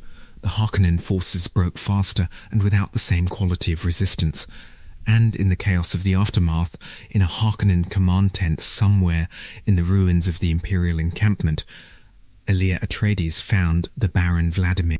She was 4 years old in terms of physical age, and older than almost anyone alive in terms of the consciousness she carried. The Gomjabar, the Bene Gesserit's testing needle, tipped with the metacyanide that the Sisterhood had used for centuries to test whether a person could resist their own instinct to survive long, enough to demonstrate the qualities that the Sisterhood valued were small, enough to be missed in any search, and precise enough to end the life of a man who had managed the 80-year plunder of Arrakis with the particular professional competence of someone who had made brutality into policy. The Baron died. He died as he had lived as a calculation, as a variable in someone else's equation, as the specific inevitable consequence of everything he had spent his life being. He died at the hands of a child who had known exactly what she was doing since before she was born. Paul confronted the Emperor in the wreckage of what imperial authority had been an hour before. The conversation was conducted before the assembled witnesses of the Landsraad and the Guild and the surviving military command, in the specific atmosphere of desert air after a Coriolis storm, the way the particulates settled, the way the light came through, the smell of hot sand and something electrical, and beneath all of it, the cinnamon that was always there. The spice smell that did not care what else was happening. He made his threat against the spice directly, without diplomatic softening. The Guild received it the way beings who have made themselves entirely dependent on a single substance receive the credible announcement that the substance might be destroyed, with the specific quality of attention that is indistinguishable from complete capitulation. The Emperor accepted the terms that Paul set. Irulan would marry Paul not for love, the terms made clear, not for the particular kind of personal connection that Chani represented and would always represent, but because the political mathematics required a Corino legitimization, required the visual continuity that made the change of power look like succession rather than the conquest it actually was. The desert people of Arrakis, who had been hunted for 80 years by the Harkonnens and enslaved for thousands of years before that across 6 worlds, held the throne of the Padishah Imperium on the day the storm cleared. The Jihad happened. This is the part that the story's popular reception has always struggled with, the part that separates the first novel from the part that requires you to keep reading beyond the triumph before you understand what Frank Herbert was actually writing. 61 billion deaths, eventually 90 planets sterilized to varying degrees, 500 worlds reduced to what the post-Jihad historians called minor status, meaning worlds whose political and economic structures had been sufficiently disrupted by the passage of the Holy War that they would spend the next several centuries trying to recover something like what they had been. The Fremen went out into the universe with the faith of people who had been told that they were right, that their suffering had been meaningful, that the waiting had been worth it, because here was the proof, here was Muad'Dib, here was the desert mouse who survived by being perfectly suited to his environment, who had become the voice of everything they had believed in the dark beneath the sand. They went out with krisk knives and with the fighting forms that Paul had taught them, and with the complete, unshakable conviction of people for whom the difference between the sacred and the deadly had never been much of a distinction to begin with. Paul watched it happen from the throne he had not wanted in the way he had wanted it. He could see the futures, he could still see the branching probability space, the vast tree of possible outcomes, and what he saw in the majority of the branches was that this was the least bad version. Not good. Not what he would have chosen if the alternatives had been available, but the least bad version of a situation that had been building since before his birth, since the Bene Gesserit had begun their breeding program 90 generations ago, since the first spice harvester had scraped an Arrakis dune and carried away melange that people on 100 worlds would die without. The price of being able to see the future is knowing what the present will cost. Paul paid that price not once, at the moment of realization, but continuously every day of his reign, watching the future he had seen unfold exactly as he had seen it, unable to stop it without making things worse, unable to pretend that the man who was ruling in his name, and the man who had wanted to be something different, was still meaningfully the same person. And on Arrakis, the terraforming accelerated. This was the piece that nobody outside the Fremen fully understood. The dream that Paul Atreides had given the desert people was not separate from the jihad. The ecological project and the religious project were the same project, seen from different angles.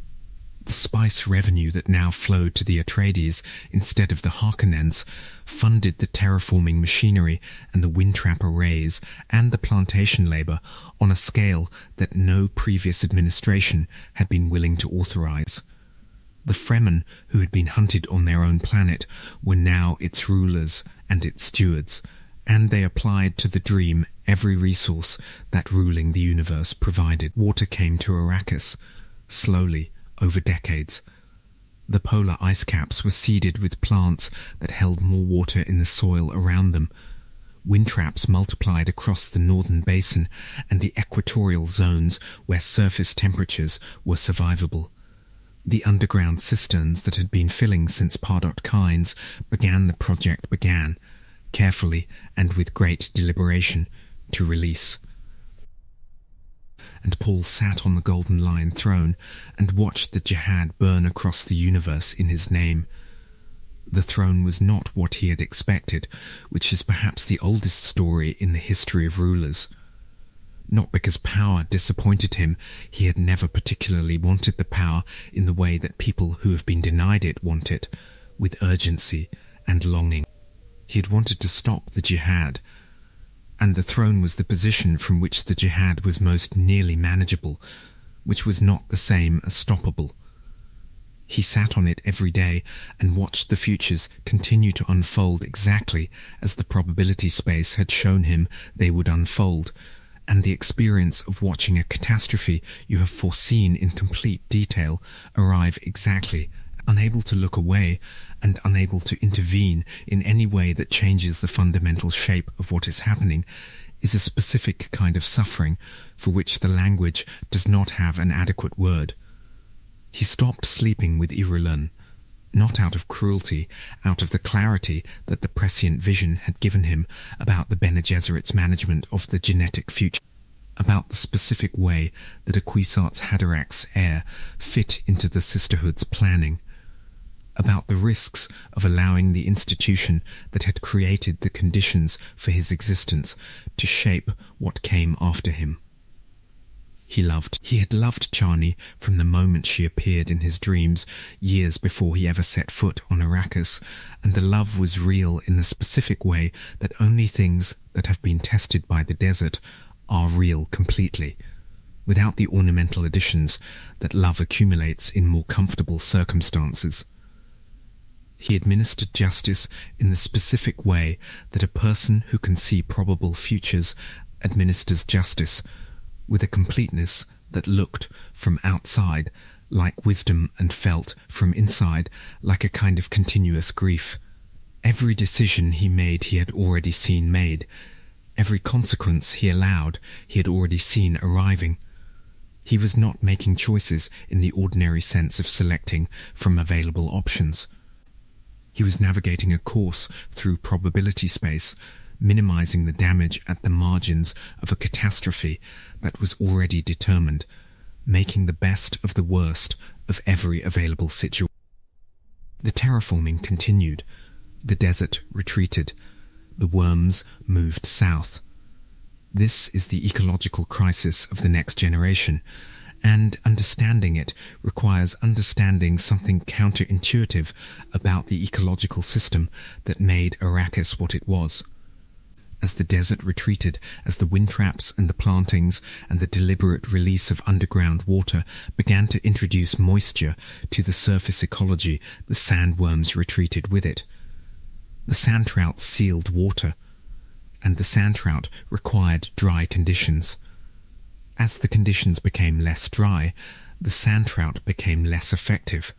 As the sand trout became less effective, the groundwater was less reliably sealed away. As the groundwater was less reliably sealed away, the conditions for worm survival became progressively narrower.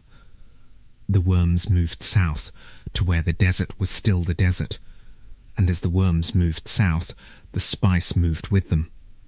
The spice blows that fueled the Imperium's economy, that funded the Atreides dynasty, that maintained the Guild's ability to navigate and the Bene Gesserit's ability to make Reverend Mothers move to regions of Arrakis that were harder and more expensive to harvest from. Paul saw this. He saw the projected curves. He saw where they were going. He did not live. The conspiracy that ended Paul's reign as a seeing man came from multiple directions, simultaneously, which is to say it came from every institution that had a stake in keeping the future predictable and which had found, in Paul's prescience, something that made their own carefully maintained predictability obsolete. The Bene Gesserit could not control a Kwisatz Haderach who had not been born to their plans. The guild's navigators were being outperformed, in political terms, by a single mind that could see what they could only approximate. The Bene Tleilax, the genetic masters who grew human beings in tanks and manufactured face dancers and kept their deepest secrets so thoroughly, concealed that the rest of the Imperium barely understood what had their own interests in a universe where a single prescient ruler could theoretically undermine everything they relied on obscurity to protect. They worked together, these different interests, not in the coordinated way that a unified conspiracy works, but in the parallel, non-coordinated way that groups with different goals can briefly align when they identify a common obstacle.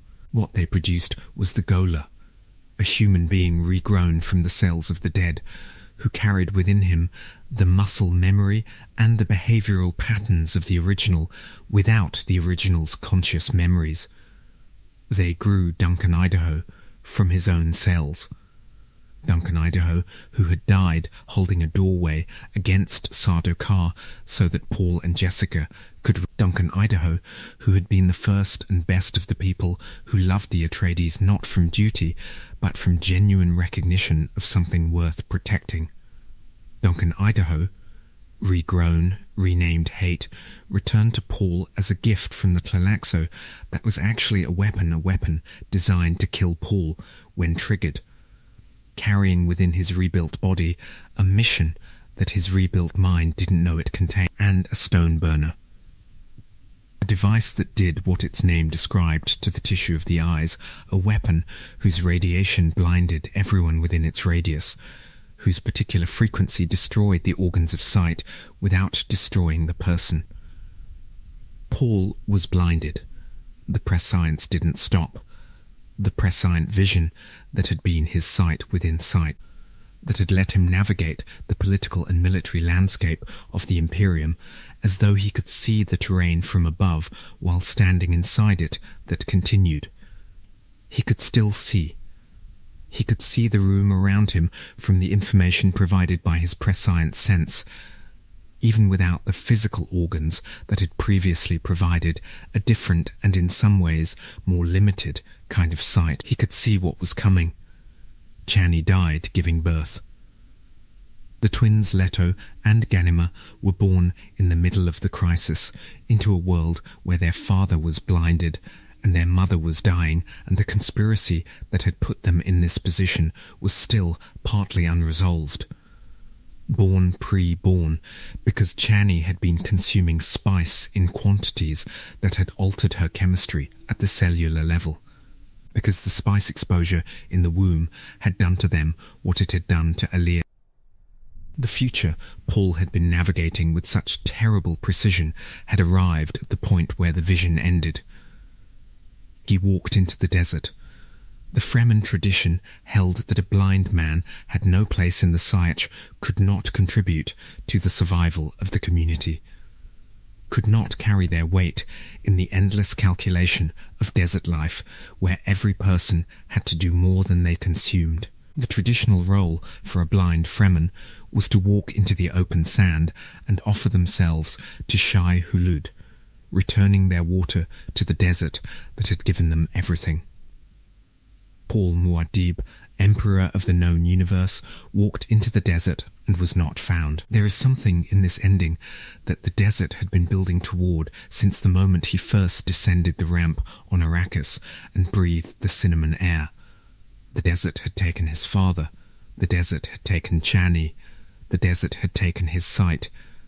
The desert had taken over 2 years of his youth, the particular version of Paul Atreides who had arrived on it, the boy trained by Hawat and Gurney and the Bene Gesserit, the heir of a noble house. The person his mother had prepared for a future that the desert had immediately made obsolete. What the desert had given back in exchange for all those takings was Muad'Dib, which was something else entirely.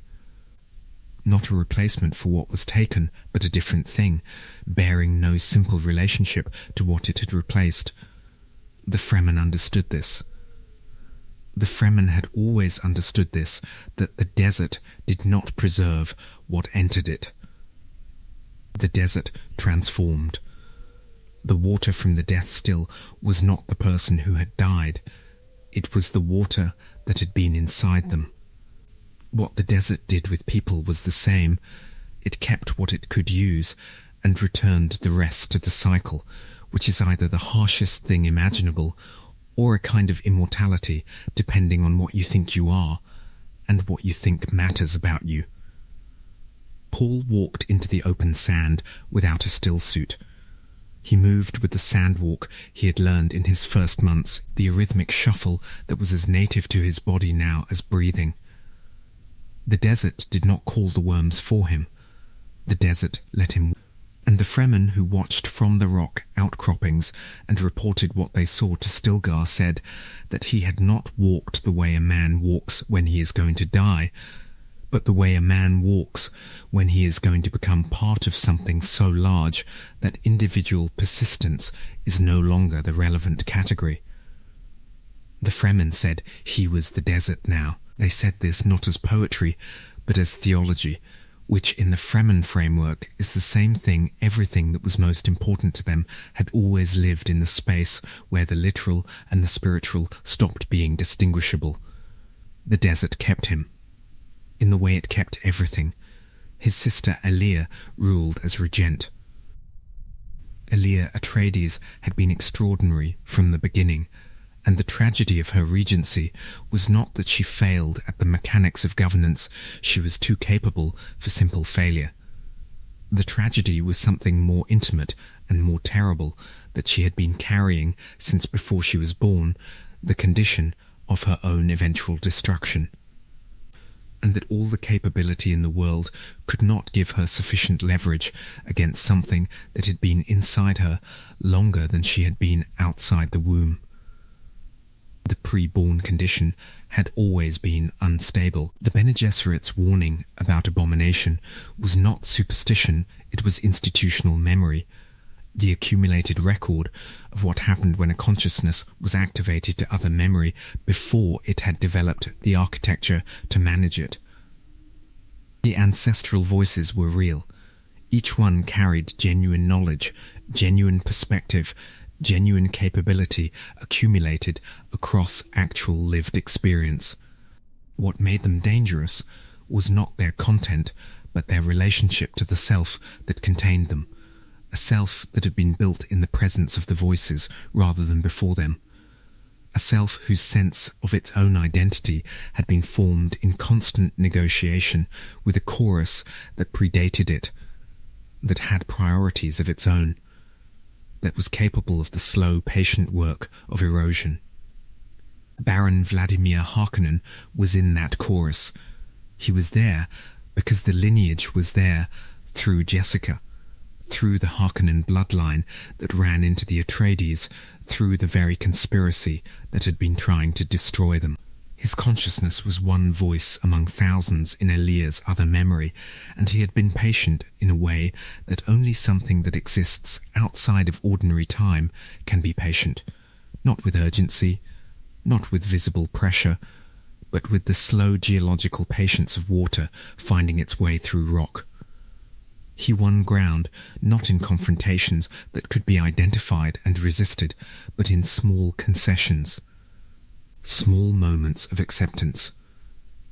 His analysis of a political situation was marginally sharper than the analysis her own consciousness had produced, and she used it. His reading of a subordinate's motivation proved accurate, and she noted it. His tactical suggestion resolved a crisis more efficiently than the alternatives available, and each concession was small enough to be rationalized, small enough to be experienced not as surrender, but as intelligent use of a resource. The slope was shallow. The fall could only be measured in retrospect.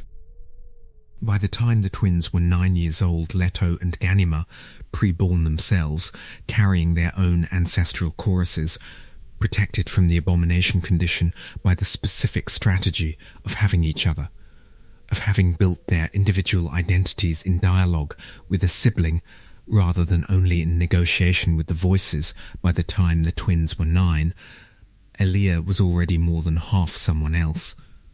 She knew it. She could feel the border between herself and the Baron moving in one direction with a consistency that she could not halt.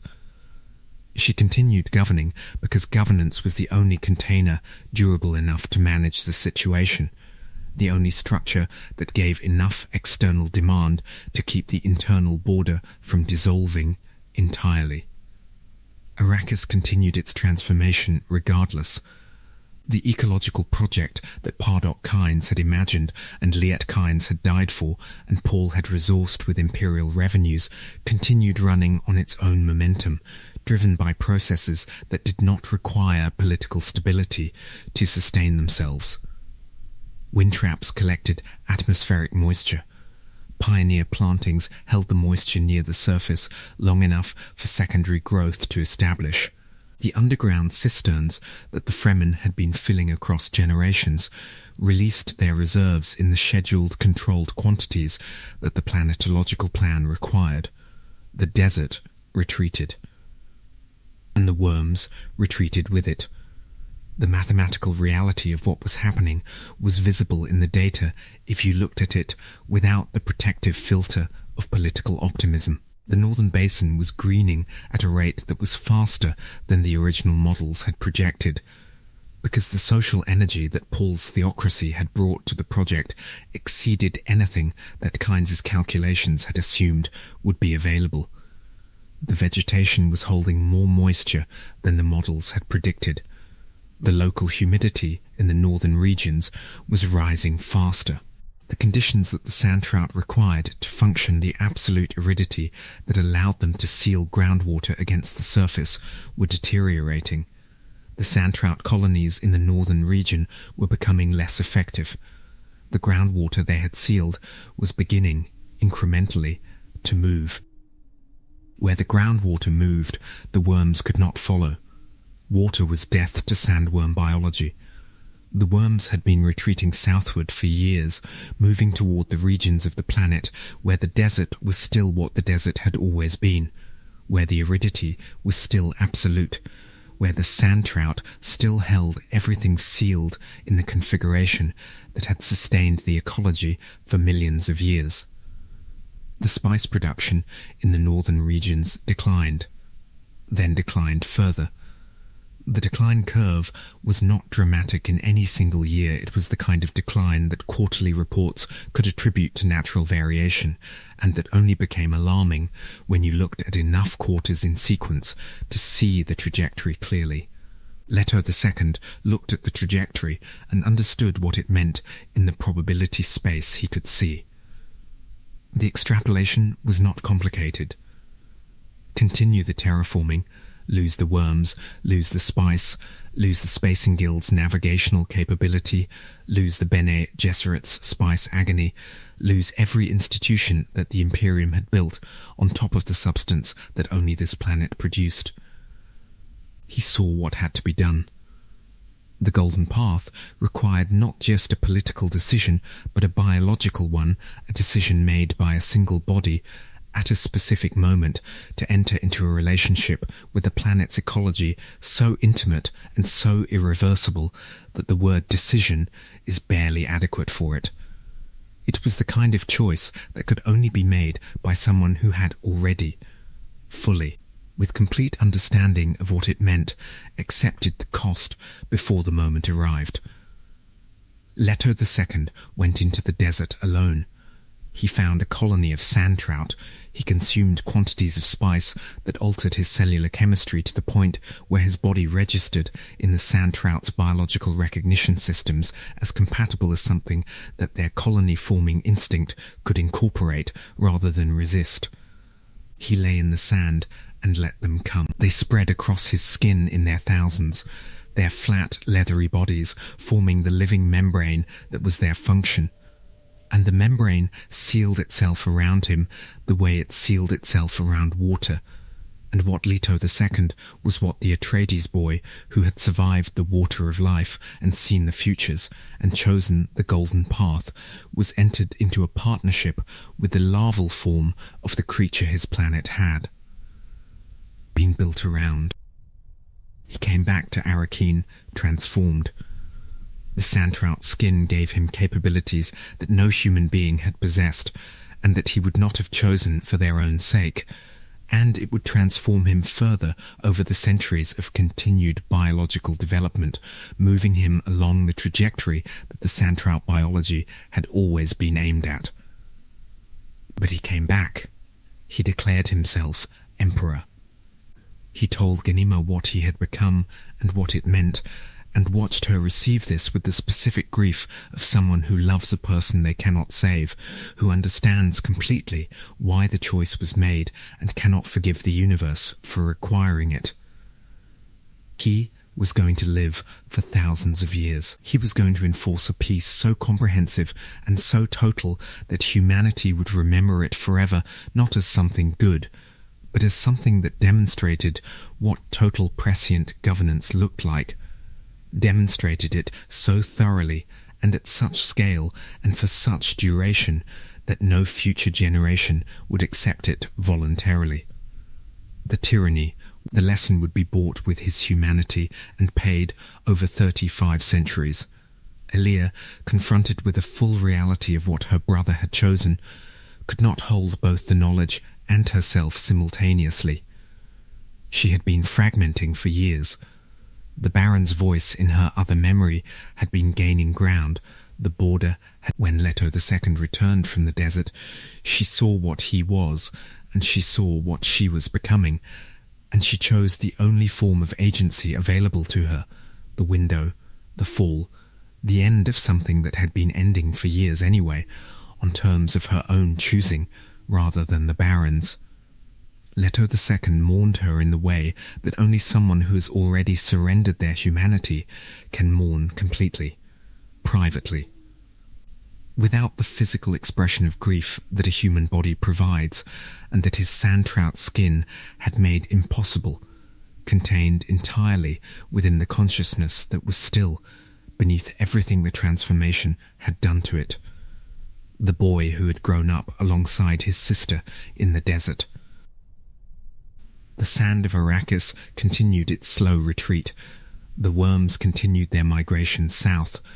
The God Emperor took the throne and began the long work of the Golden Path, and the desert that had made him waited. He went into the desert alone.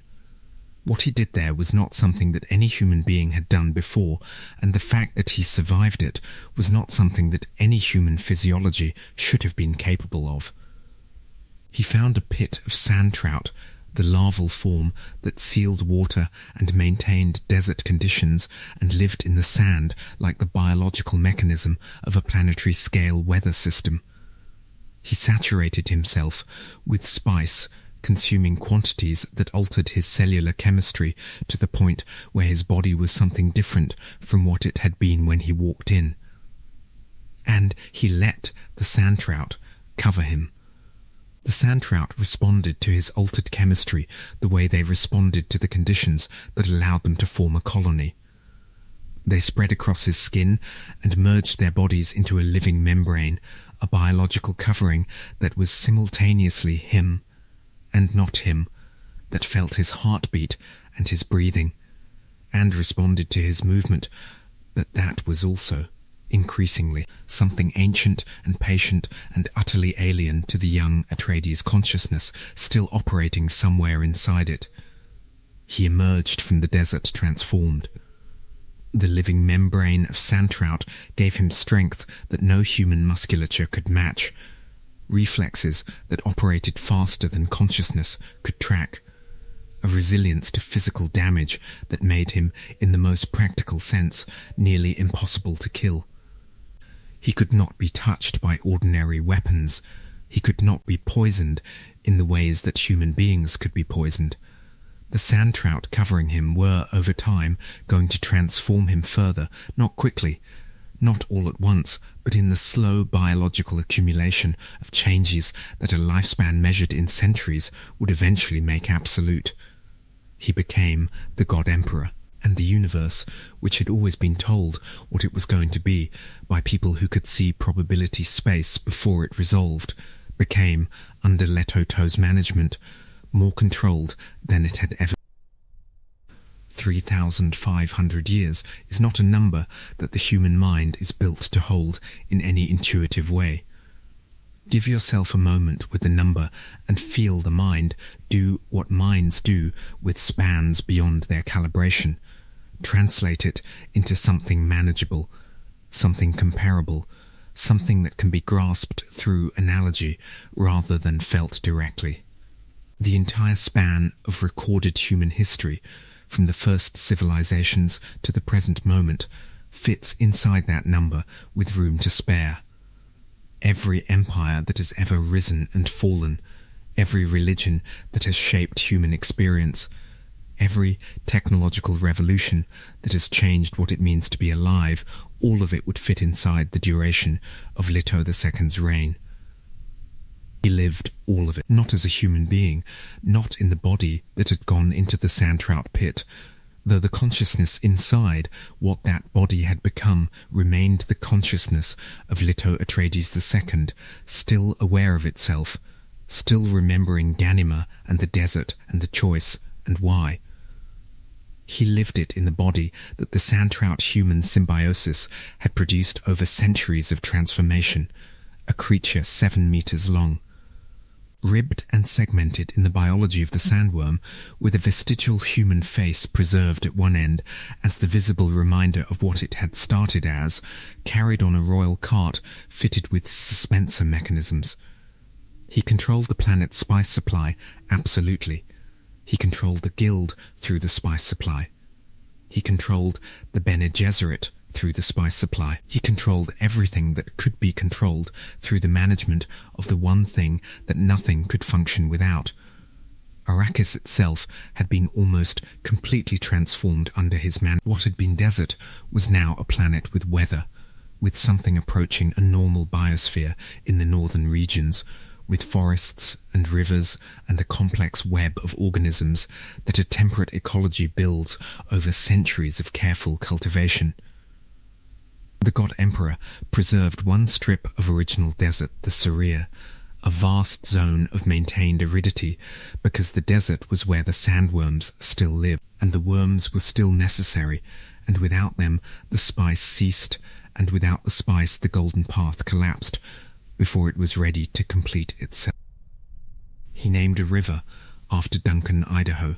This small detail that the most powerful being in the history of the human species, after 35 centuries of absolute rule, chose to name a river for the man who had held a doorway against Sardaukar, so that Paul and Jessica could reach the desert, says something about what 3.5 millennia of isolation had done and had not done to the consciousness that exercised it. He had given up everything human to save something human.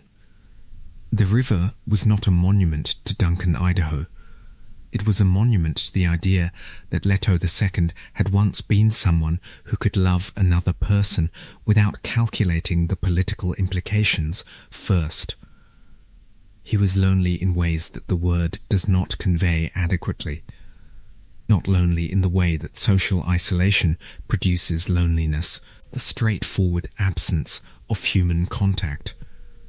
Lonely in the way that a consciousness surrounded by people who would never fully understand what they were looking at is lonely in the specific way that someone is lonely when they have outlived every person who ever knew them as a person rather than as a symbol, when the relationships that defined them before the transformation are 3 millennia of ash, and the relationships available now are defined entirely by the vast gap between what they are and what everyone around them is. The sand trout covering him could not be touched in any way that conveyed human warmth. The specific irreplaceable sensation of being held, of physical contact between people who trust each other, which communicates things that language has never quite been able to capture, was simply gone. Gone for 35 centuries. Replaced by the political and the ceremonial and the historical, leaving the human consciousness inside the God Emperor's worm body in a state of deprivation so sustained and so total that it had long since stopped being experienced as loss and had become simply the baseline condition of existence. He built toward his own death. The breeding program he ran across those millennia was aimed at a specific genetic outcome. A human being invisible to prescient sight, not hidden invisible. The product of a combination of genetic factors that produced a consciousness that simply did not register in the probability space that prescient vision accessed. A person who could move through the universe generating futures that no seer could predict or manage. Siona Atreides was that person.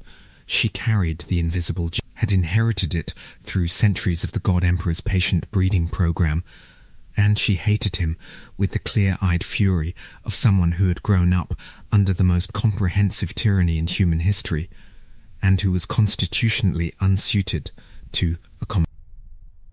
She organized the assassination, the bridge at the festival crossing, the fall into the Idaho River.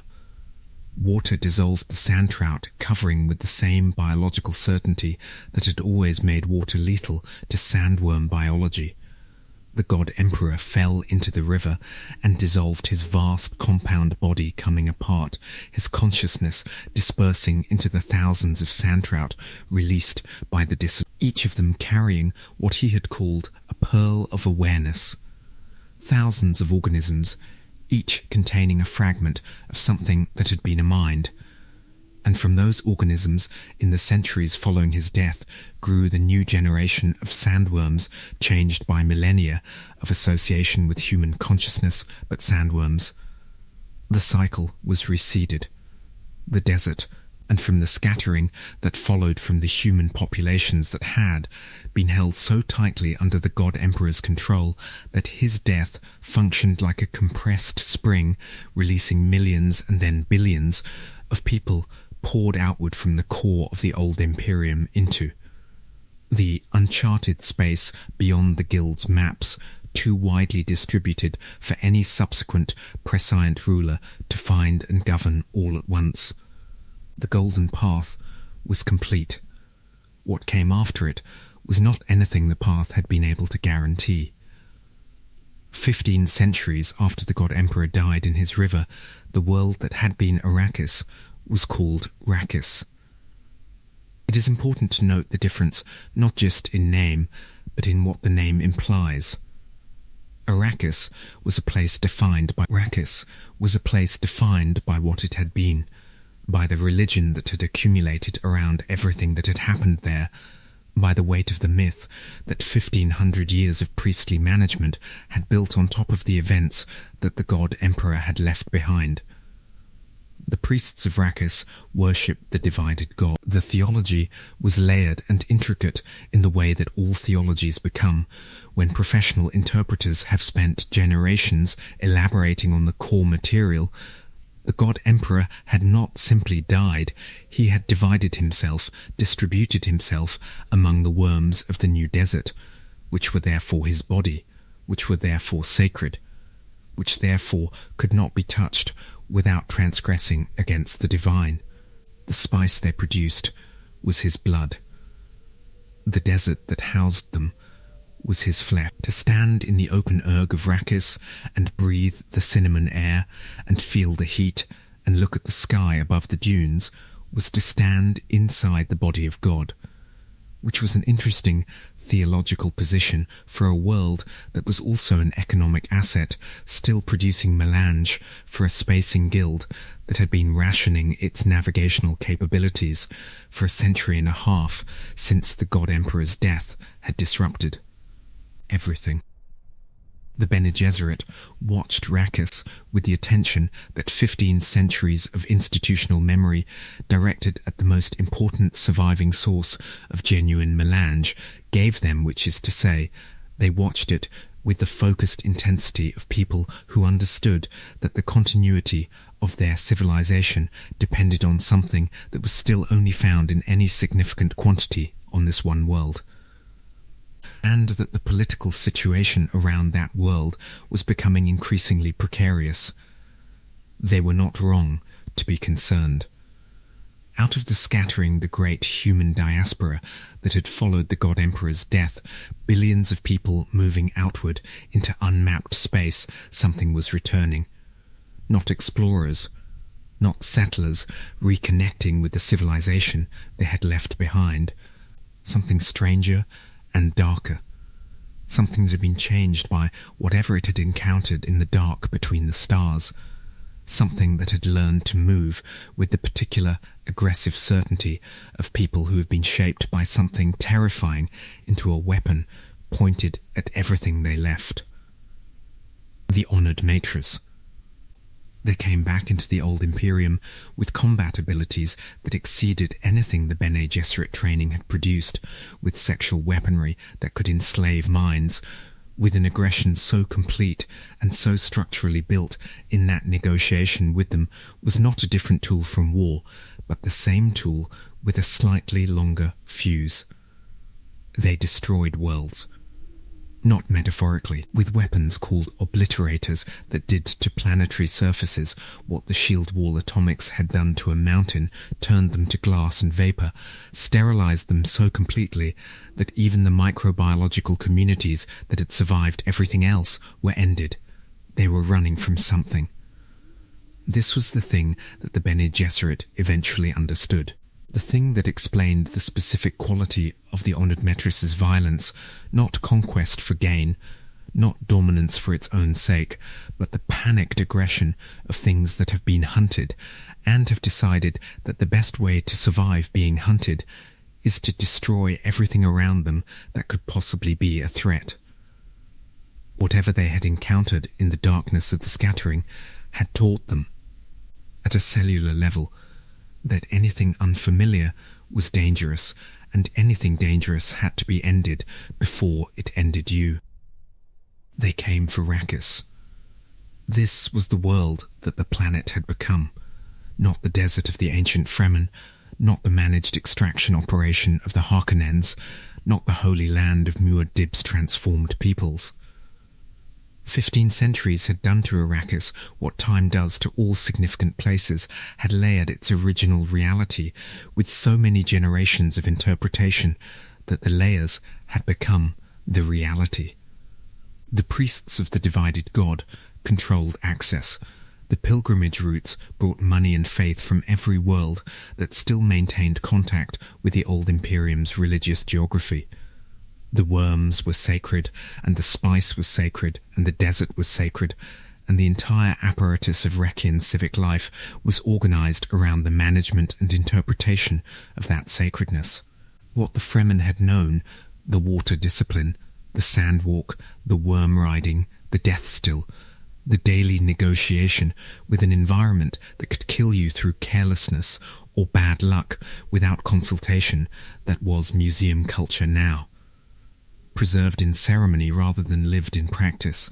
The Fremen who showed up in the Sayach reconstructions for tourist pilgrims wore stillsuits that didn't need to work properly because the areas they performed in were climate-controlled.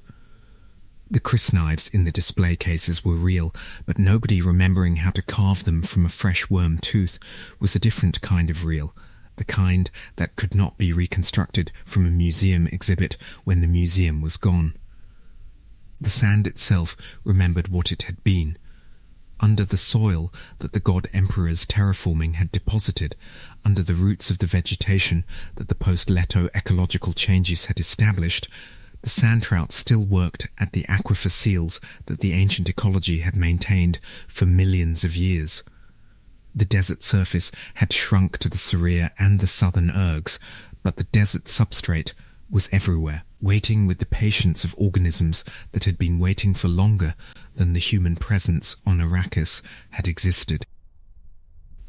And into this accumulated, layered, institutionalized museum of itself world came a girl with no stillsuit training and no Fremen ancestry and no theological preparation, who called the worms shaitan and walked in the desert as though she had always been there, and the worms came to her as though they had been waiting. There was a girl on Arrakis who could speak to the worms.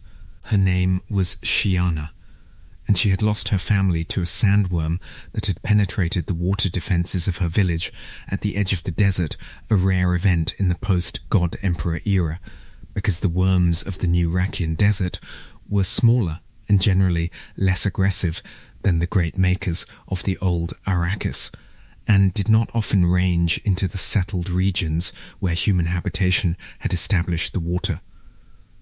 Barriers that the worm biology instinctively avoided. But this one had, and it had taken everything, and Shiina had walked out into the desert afterward, because there was nothing in the direction of the settlement anymore, and the desert was the only direction left. She was 8 years old. She had lost her entire world. She walked into the desert that had taken everything from her, and found that the desert was the one thing that was not going to take her. The worm that had destroyed her village came back. This was observed by the Rakian priests, who had begun monitoring her after word of the village event spread, came back and stood in the sand before her, with its enormous mouth partially open in the way that worms sometimes stood before the priest's most sacred ritual sites, a posture that the divided God theology had classified as the worm acknowledging the divine. It did not eat her. She spoke to it without words, in some quality of her presence that existed below the threshold of any technique she had been taught, because she had not been taught any technique. The worm attended to her in the way that living things attend to something that their biology recognizes as significant. She named them Shaitan, not as a curse and not quite as a name in the conventional sense, but in the Fremen tradition which she had absorbed through the folk memory of a culture that still carried the Fremen inheritance 15 centuries, removed from its origins the tradition that named the most dangerous things, with the word that acknowledged their power honestly rather than pretending the power was benign. Those who spared me. The word she gave them encoded everything about her relationship with them, the fact of what they were, the fact of what they had done, the fact of what they had declined to do. The priests of the divided God found her and brought her into the city of Keen with the combination of genuine religious awe and institutional calculation that all organized religion brings to miraculous individuals. The awe was real. The calculation was also a girl who could call worms and walk in the desert without being consumed was either a sign from the divided God or a threat to the theological monopoly that the priesthood maintained over the interpretation of worm behavior, and the fastest way to convert a threat into an asset was to absorb it. The Bene Gesserit sent Davi Odrade. Odrade was a reverend mother of the specific quality that 15,000 years of institutional breeding and training produced when the intention was honoured, and the process was careful, deeply capable, genuinely feeling in the way the sisterhood permitted rather than suppressed, carrying in her bloodline the Atreides genetic heritage that the sisterhood had been preserving across the centuries since Paul's death. She looked at Shiana and saw not what the priests saw, not a living saint, not the fulfillment of Rakian theological expectation. She saw the genome. Shiana was descended from Siona Atreides, who had been the first human being born invisible to prescient sight. She was descended from Duncan Idaho, whose Gola versions the god Emperor had kept as companions across his 35-century reign, and whose genetic quality the god Emperor had loved with a depth that 3.5 millennia of isolation had not diminished. What Sheena could do with the worms was not a miracle in any supernatural sense. It was the specific resonance of a particular genetic combination with a pearl of awareness that Leto II's dissolution had distributed into every sandworm of the new generation. The worms recognized her the way a mind recognizes something it has been looking for, not with the clarity of conscious recognition, but with the pull of something that the distributed awareness in each worm's biology was oriented toward without knowing why. The honoured matras arrived with their obliterators and their specific quality of violence that was indistinguishable from panic, the aggression of beings who had encountered something in the dark of the scattering that had frightened them past the point of discrimination, past the point of evaluating what could be left standing and what needed to be destroyed, into the operational mode where everything that might constitute a threat was simply ended before it could threaten anything. Arrakis was significant. Arrakis was the most significant world in the old Imperium's religious geography, the source of the only genuine melange supply that the Tleilaxo artificial spice had not yet replaced in everyone's calculation. Significance was vulnerability. The honoured matras destroyed it. Miles Tegg held the rear. He was the Bene Gesserit's Bashar, the supreme military commander who combined the Atreides tactical gift running deep in his bloodline with decades of command experience in the specific conditions of post-God Emperor political reality. He understood what he was doing when he chose. He understood it the way certain people understand their most significant decisions, not with the consoling fiction that it might work out, but with the clear knowledge of the cost and the specific individual choice to pay it anyway, because the alternative was worse. He held the rear so that Andrade and Sheena could reach the escape vessel with what mattered most. He died in the manner that the Atreides line had always died at its best, spending itself completely in the specific task that the moment required, leaving nothing unused, making the death cost as much as possible. The honoured matras who overwhelmed his position discovered that the cost was higher than they had expected. The obliterators burned Arrakis. The world that had been called Arrakis died, not in the sense of ecological damage or political disruption, but in the absolute sense that the weapons designed to be absolute produced. The surface was sterilized to a depth that left nothing biological alive, no worms, no sand trout, no trace of the ecology that had been producing melange since before the human species invented writing. The priests of the divided god died in their temples. The pilgrimage infrastructure, the trading relationships, the 15 centuries of accumulated religious practice built around the conviction that the God Emperor's consciousness lived in every worm, all of it ended with the thoroughness of weapons that do not leave things half-finished. Arrakis, the world that had controlled the universe, that had held every empire and every dynasty and every religious order and every commercial institution in its grip through the simple, irreplaceable fact of the spice that only it produced was glass and ash and silence. One sandworm escaped. Andrade and Sheena had prepared for this, had been preparing in the specific way that the Bene Gesserit prepared for things, not with the expectation that catastrophe could be prevented, but with the recognition that what needed to survive catastrophe could be identified in advance and the conditions for its survival arranged quietly before the catastrophe arrived. The vessel that carried them away from Arrakis as the obliterators fired carried a single worm in conditions developed over years specifically for this transit. Small by the standards of what Shai Hulud had been in the deep desert of the old Arrakis, young, alone, the last living member of the ecological lineage that had been making the universe dependent on itself since before the human species arrived on the planet that hosted it. Sheena sat with it in the vessel's hold. She spoke to it in the language she had always spoken to worms. The worm lived through the transit. It was enough. The Bene Gesserit homeworld of Chapter House was green. Not a little bit green, comprehensively, thoroughly, complicatedly green, in the way of worlds that have developed their biospheres over billions of years without the intervention of sand trout or the disrupting influence of a single dominant ecology.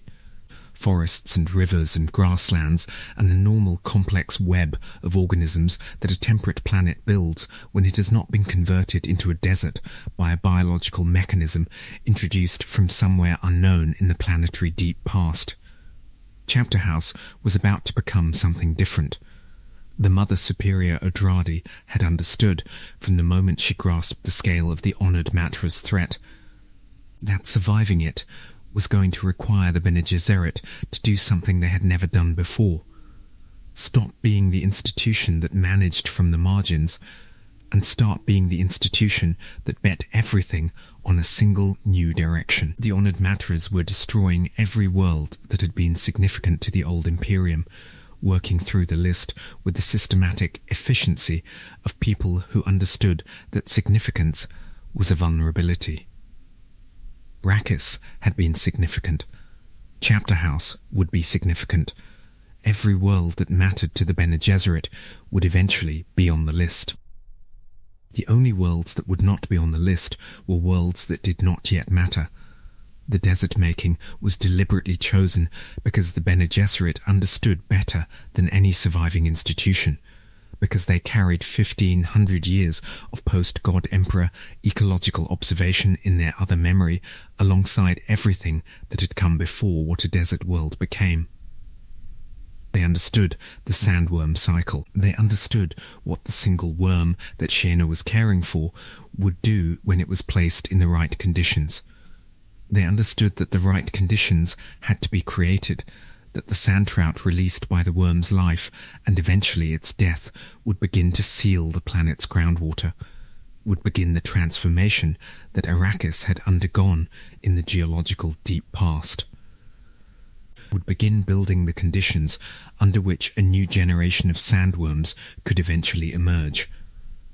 They understood that this would take decades, that they might not live to see it, that the cost of making Chapter House a desert world was destroying the biosphere that it currently had, the forests and the rivers and the grasslands and everything that lived in them, sacrificed to the necessity of something larger. They made that calculation. They made it in the tradition of every generation of the terraforming project that Pardot Kynes had begun, the tradition of working toward a future you would never see on behalf of people who had not yet been born. They made it knowing the cost and paying it, which is the only way that anything worth doing ever gets done in time frames longer than Sheena worked with the worm. The sand trout began their work. The desert began to come. The process that had begun on Arrakis in the geological deep past, the sealing of water, the creation of aridity, the building of the conditions that sandworm biology required, was restarting on Chapter House with the specific urgency of a project whose timeline was not the comfortable 3 to 5 centuries that Pardot Kynes had calculated for Arrakis, but whatever the Bene Gesserit could manage before the honoured Matres arrived. The forests in the southern hemisphere died first. The rivers that had fed them dropped as the sand trout sealed their sources. The grasslands that had been Chapter House's pastoral heartland browned and cracked as the surface moisture disappeared into the new biological seals that spread outward from the worm's presence. Animals displaced from their habitats moved north and then had nowhere further to go. Species that had been developing on Chapter House for millions of years were extinguished in decades by the biological transformation that the Bene Gesserit had deliberately initiated on their own homeworld. The Sisterhood watched this happen. They watched it because they had chosen it, and they chose to watch it with open eyes rather than the convenient alternative of not looking at what their decision had actually cost. This is what separates the Bene Gesserit from most institutions that make terrible decisions. They looked. They named what they had done and what it had cost. They did not pretend that the necessity of the sacrifice eliminated the reality of the sacrifice. A world's biosphere destroyed on purpose to make space for something that might survive the honoured matres. The cinnamon smell began to spread across Chapter House's southern regions. Faint at first, carried by winds that didn't know yet what they were carrying, then stronger, as the sand trout established themselves more completely and the desert's chemistry began to saturate the environment the way it always saturated every environment it touched. The first Reverend Mothers who walked in the new southern desert reported that the air tasted different from anything they had ever breathed, tasted of something that they recognized from other memory rather than from personal experience, tasted like a world that was becoming something old. And the honoured matres came for Chapter House. What happened in the final confrontation between the Bene Gesserit and the honoured matres is not a simple story of victory or defeat. Because Frank Herbert was not a writer who believed in simple stories, and because the honoured matres and the Bene Gesserit were not exactly opposites, they were something stranger than that. They were reflections of each other. One side of a mirror that had been in the dark for 15 centuries, while the other stayed in the light, and when they finally met, they met as things that could not help but recognize themselves in the other. The Mabella question is the center of this recognition.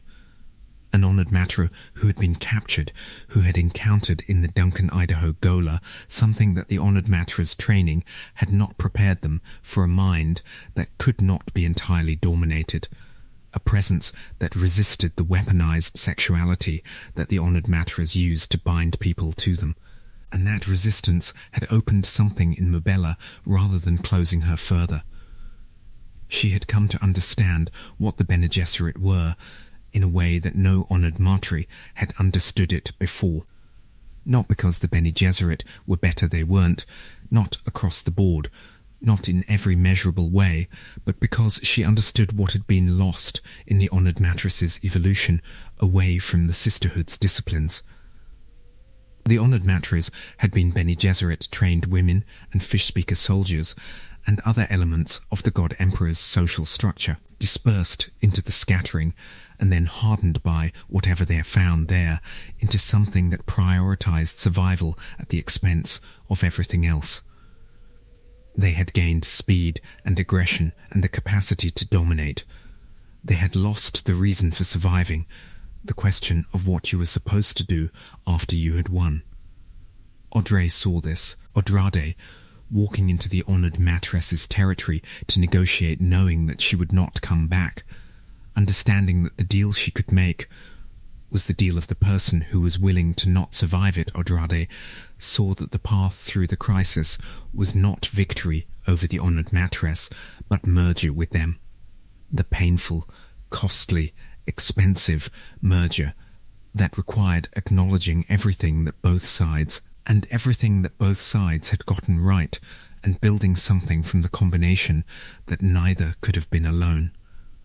She died, making that merger possible.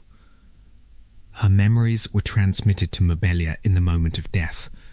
The Bene Gesserit's biological legacy system, the ultimate continuity of other memory given physical immediacy.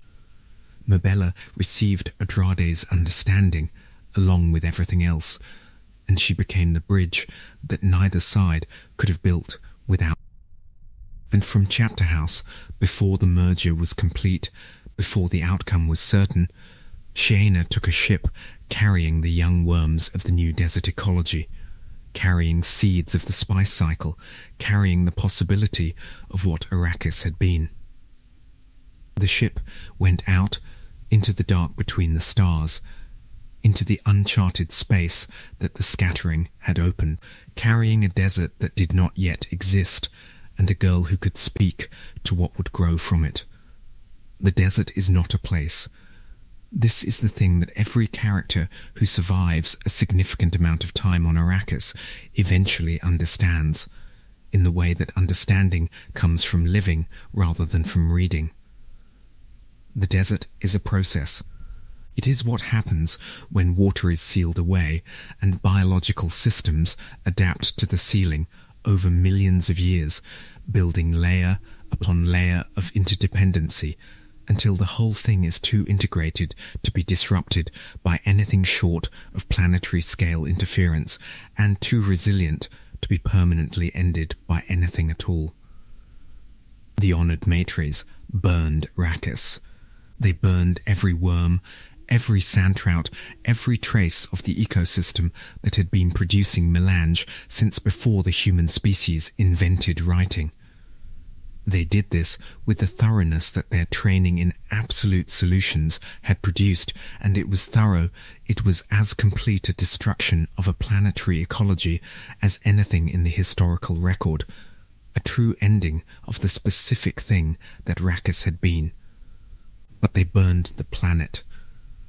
They did not burn the process. The process was in the ship that Shiena had taken into the dark. It was in the worms she carried. It was in the sand trout that would eventually spread from those worms into whatever world received them. It was in the knowledge that the Bene Gesserit carried in other memory, thousands of years of ecological observation, the inherited understanding of generations of planetologists and Fremen water stewards and prescient rulers who had learned the desert from the inside. And it was in something else, something smaller than all of those things, but perhaps more durable. It was in the specific genetic intelligence that the God Emperor had distributed into the worms, those pearls of awareness, those fragments of Leto II's consciousness that each new worm carried, and that made each new worm not just a biological system, but something stranger than that. Something that could recognize the genome of Siona's descendants and respond to the presence of a girl who carried the right biological signature in a way that looked, to anyone observing it, like a miracle. The desert had always been alive in a way that purely physical descriptions did not capture. Not alive with consciousness, not aware in any of the ways that a human being is aware, but alive in the way that a system is alive when every element of it is connected to every other element through chains of dependency and exchange so old and so thoroughly elaborated that the system is effectively a single entity rather than a collection of separate organisms. This is what Pardot Kynes had seen, and Liet Kynes had died for, and Paul had ridden, and Leto II had become, and Atreides had sacrificed, and Shiana was carrying into the dark. Not a planet. A living thing that was older than any civilization the human species had built, and more patient than any institution it had maintained, and more resilient than any political structure it had created. A living thing that had been carrying the seeds of human dependence in its biology for so long that the dependency and the biology had become indistinguishable. You could not remove the spice from the history of the human species without removing everything the species had built on top of it, which was everything. The Fremen knew this. They had always known. It was in the water discipline and the Krisk knife and the eyes of Ibard, and the death still, and the sandwalk, and the 38 million decaliters in the underground dark, and the dream of the green Arrakis that was, always 3 to 5 centuries away from wherever you were standing.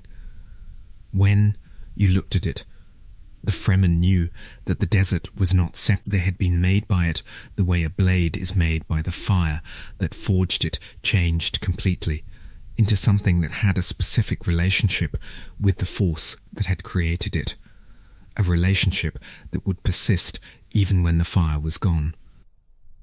The desert waited. It had always waited. It was waiting in the dark of the ship that Shiena had taken, in the biological patience of organisms that measured time in geological epochs rather than human lifespans, in the specific quality of an ecology that had been doing this since before the human species arrived, and would continue doing it long after the human species ceased to find the outcome surprising. The first spice blow on a new world would smell like cinnamon. Beneath the cinnamon, something older, something that lived in the back of the throat and stayed. The desert was not where you thought it was. The desert was where you were about to go. History is never really about the places or the powers or the resources that people fight over. It is about what the long accumulation of decisions and consequences and decisions made in response to consequences shows us, if we look at it long enough and from far enough away, about the thing that was making the decisions all along. Arrakis revealed that the human species, given any sufficiently important resource in a sufficiently concentrated location, would organize its entire civilization around accessing that resource, and would do so with such thoroughness and such unconsciousness that it would take 10,000 years and several apocalypses to notice that the organizing principle was the problem. The Imperium did not think of itself as organized around spice. It thought of itself as organized around power, around tradition, around the elaborate ceremonial architecture of feudal obligation and noble honor that the Landsraad had been maintaining since before anyone alive could remember. The spice was just the substrate, just the economic foundation, just the thing that made everything else possible. But the thing that makes everything else possible is not infrastructure. It is, and an identity organized around a resource that only exists in one place is an identity that has outsourced its survival to the specific political question of who controls that place. The Harkonnens understood this in the most narrow and direct way. Control the production numbers, and you control the revenue, and you control the political influence, and you control everything downstream from it. They held this understanding for 80 years and managed it with considerable competence, and missed entirely what the Fremen understood, which was that controlling the spice and controlling the desert were not the same thing, and that the desert had never agreed to be controlled. Duke Leto understood it differently. He saw that the spice was the means, and that the Fremen were the thing, that the people who had survived in the desert for longer than the Imperium had existed were not an obstacle to be managed, but a force to be understood, and if the understanding was genuine rather than strategic aligned with. He died before he could fully act on this. He died as a consequence of the particular political mathematics that the Imperium had developed for eliminating houses that threatened to understand things the Imperium's ruling structure depended on keeping open.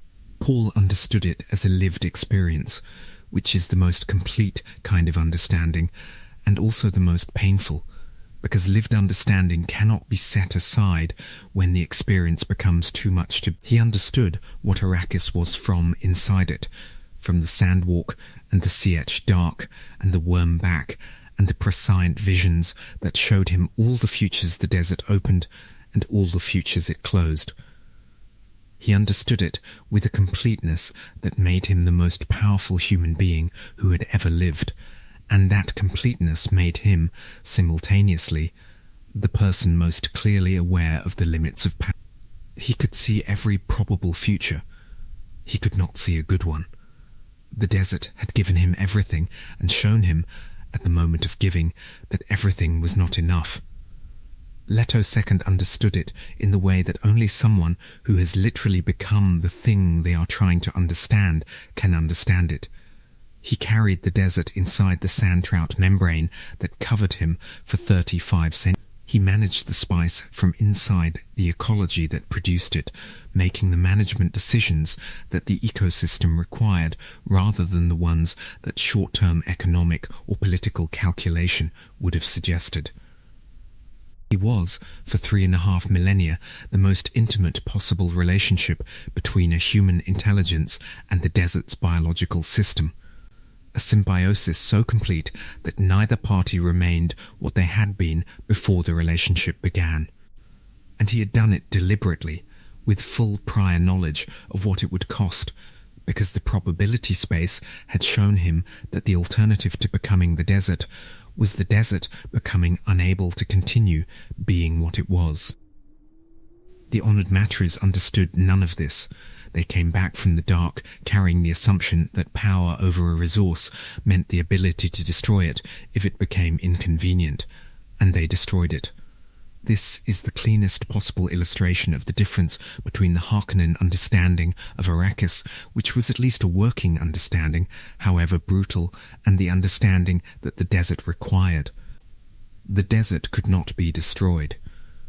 Destroying the planet was not the same thing.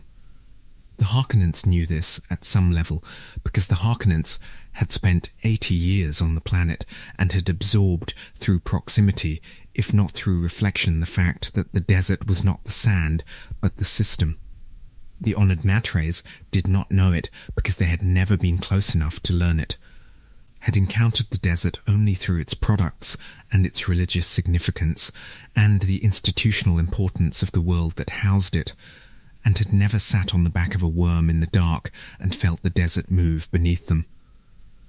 The desert taught a different lesson from all of those. The desert taught, to everyone who was willing to stay in it long enough to hear it, that systems do not depend on any single element, that the loop that produces spice and sandworms and sand plankton and sand trout is not broken by disrupting one link it adapts. It waits, it reconstructs around the disruption, it continues. That the patience required to understand an ecological system is the same patience required to understand anything that operates on timescales longer than a human life. And the desert taught one more thing. The thing that runs beneath all the other lessons, like the underground water that the sand trout sealed away for geological epochs, that the relationship between a living system and the beings inside it is never simply a relationship of use. You can use the desert's products. You can extract the spice, extract the water from Fremen bodies in the death still, extract the political leverage from controlling the supply of the substance that everything else depends on. But the extraction never flows only in one direction. The desert extracts too. It extracts the carelessness from the people who live inside it, replaces it with attention. It extracts the assumption of comfort, replaces it with the specific kind of endurance that only need produces. It extracts the distance between what a person says they value and what they actually sacrifice for, and leaves behind something that is closer to the truth. Every person who spent enough time on Arrakis came away changed. Not always changed in ways they would have chosen. The desert was not particularly interested in the preferences of the people it was changing, but changed in ways that were real, that persisted, that could not be unfelt once they had been felt. The Fremen were the most completely changed because they had been inside it longest. Paul was changed profoundly and against his will, in ways that he spent his entire adult life trying to navigate without quite being able to control. Leto II was changed so completely that the word changed barely applies. He became something the language doesn't have a category for, which is what happens when the process goes all the way. Pardot understood this and built a religion out of it, because religion was the only container durable enough for a vision that required 300 to 500 years to realize. The dream of the green Arrakis was not a policy proposal, it was not an environmental program, it was a faith which meant it could survive the death of its visionary.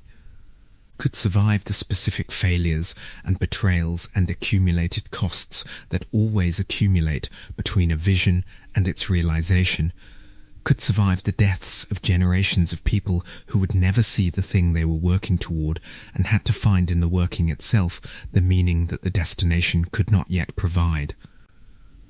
Yet Kynes died inside the system he had spent his life trying to understand. He died with his father's voice in his ears and the pre-spice mass erupting beneath him, which is either the desert's most elaborate form of dark comedy or the desert demonstrating, in its characteristic indifference to human significance, that the system continues regardless of the intentions of any individual within it.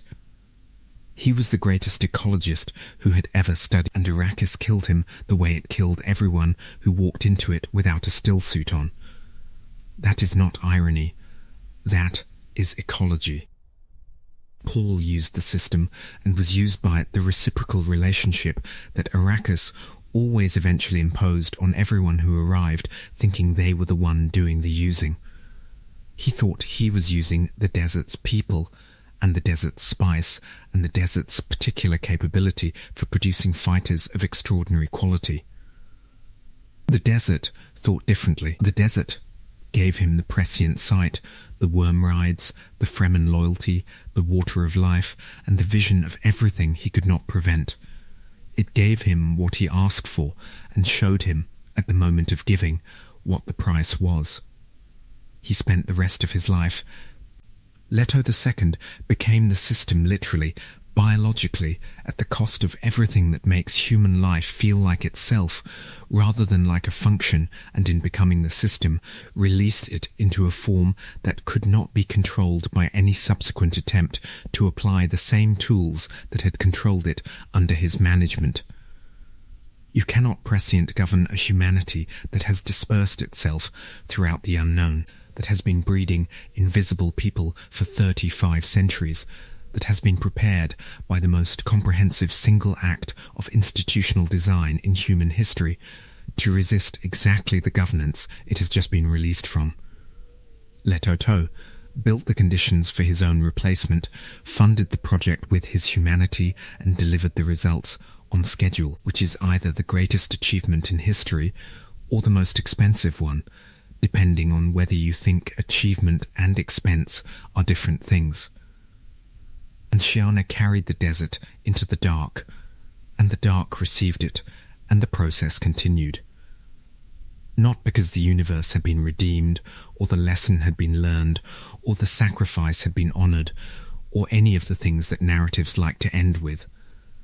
Because the sand trout sealed water in the substrate of a new world, and the pre-spice mass began to build in the underground darkness, and the biological logic that had been running for longer than any human institution had existed picked up where it had left off on a different world, and kept going. Somewhere in the reckoning of whatever calendar governs the universe that Frank Herbert built, the sand trout are sealing water right now.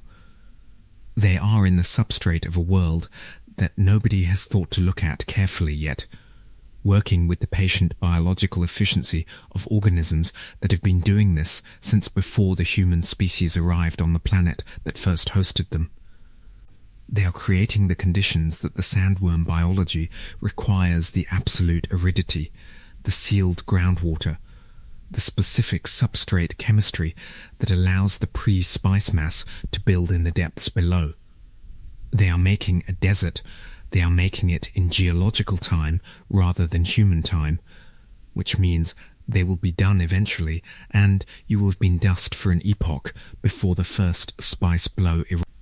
The worms are growing, smaller than the ancient Shai-Hulud of the deep Arrakis Erg, smaller than the great makers that Paul rode in the dark, and that the Fremen had been calling and managing and riding for generations before anyone outside the deep desert knew they existed. But growing, with the patience of biology operating on the timescale that biology inhabits, patient in a way that is not patience in the human sense, not the deliberate choice to wait rather than act, but patience in the sense that a geological process is patient It is simply the rate at which the process proceeds, indifferent to the urgency of anything watching it. The worms carry in their biology the pearl of awareness that Leto II distributed at his dissolution. This inheritance has been spreading through generations of new sandworms on whatever world received Sheena's ship, and whatever worlds those worms were eventually carried to.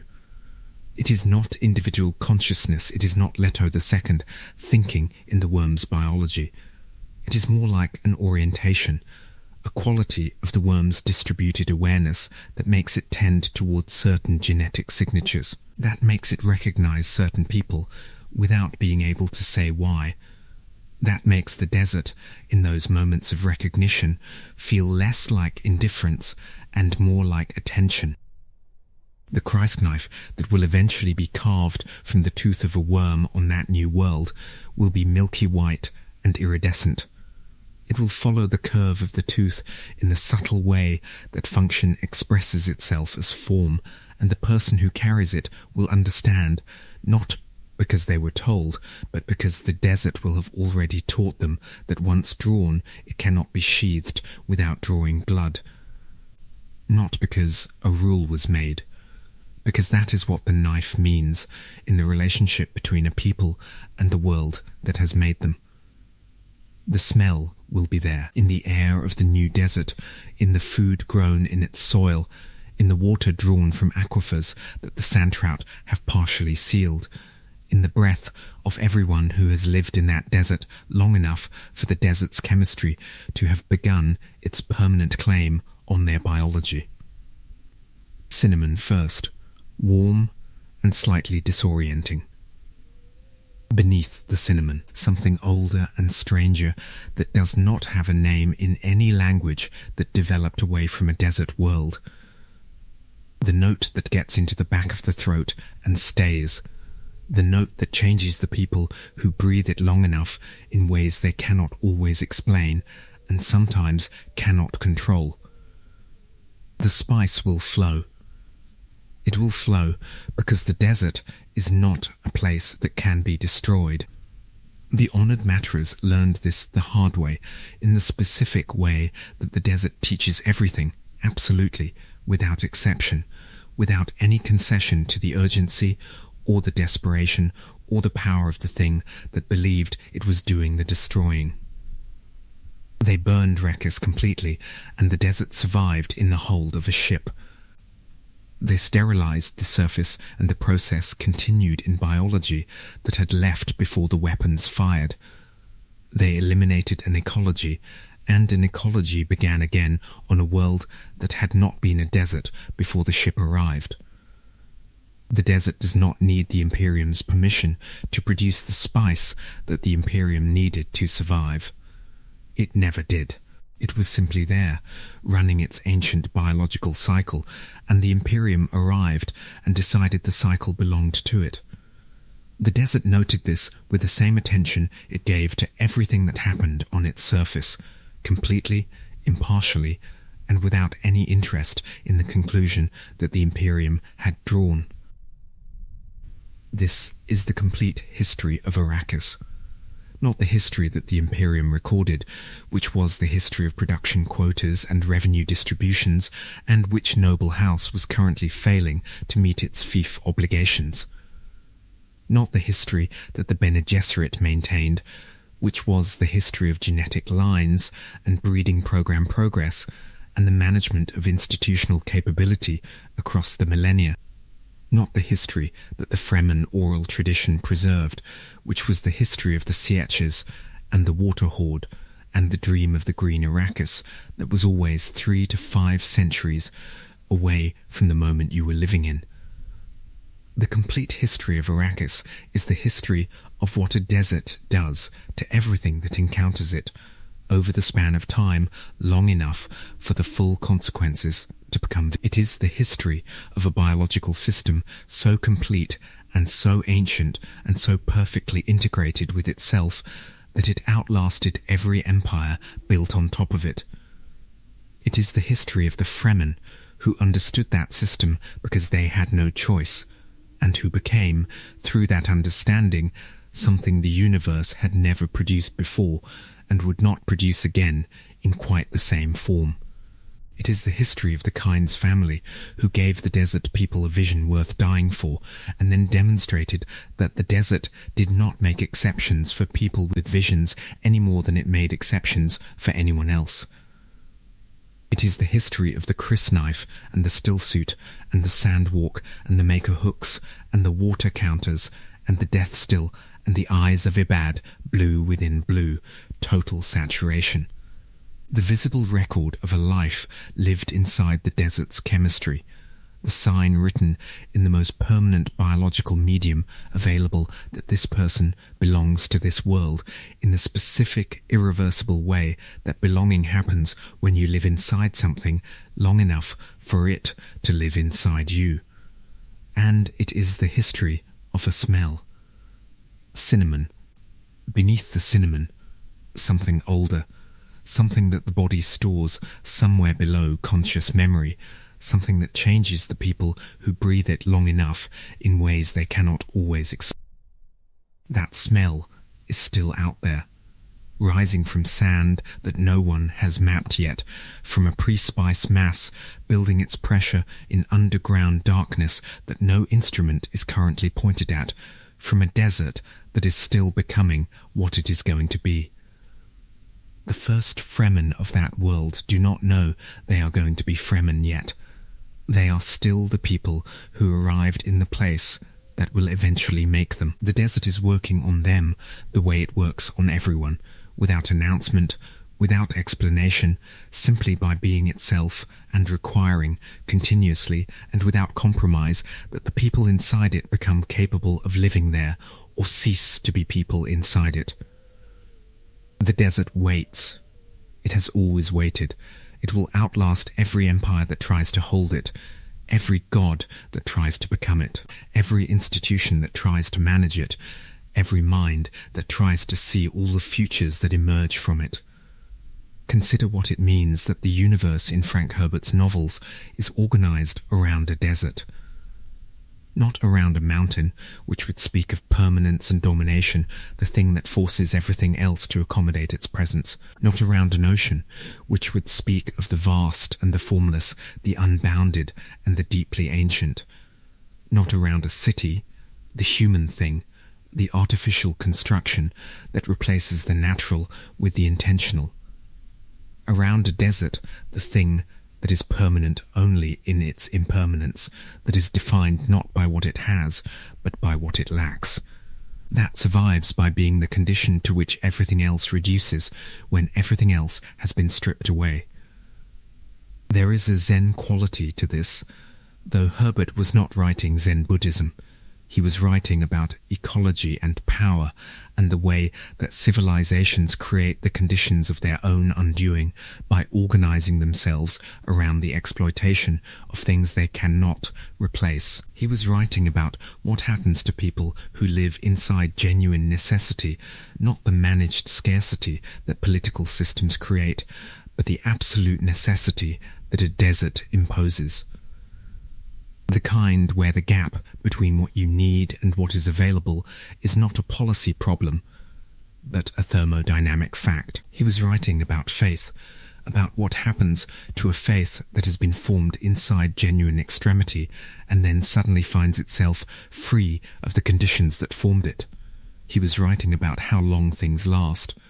The desert lasts longest, the crysknife lasts, the sandwalk lasts, the blue eyes last. The smell lasts, which is where the story begins and where it always returns. To the cinnamon, and beneath it something older, to the biological record that Arrakis writes in the chemistry of everyone who breathes its air long enough to carry the record forward. The spice permeates everything it contacts. The people who carry it in their blood pass it to their children. The places where it was produced become, even after it is gone, places where something remembers what it is patient in the way that only life at geological scale is patient, not because it is choosing to wait, but because waiting is what it does when it is still becoming what it will eventually be. and it has been becoming that for longer than anything that has ever tried to control it has existed. The desert is not where you thought it was. The desert is where you are about to go.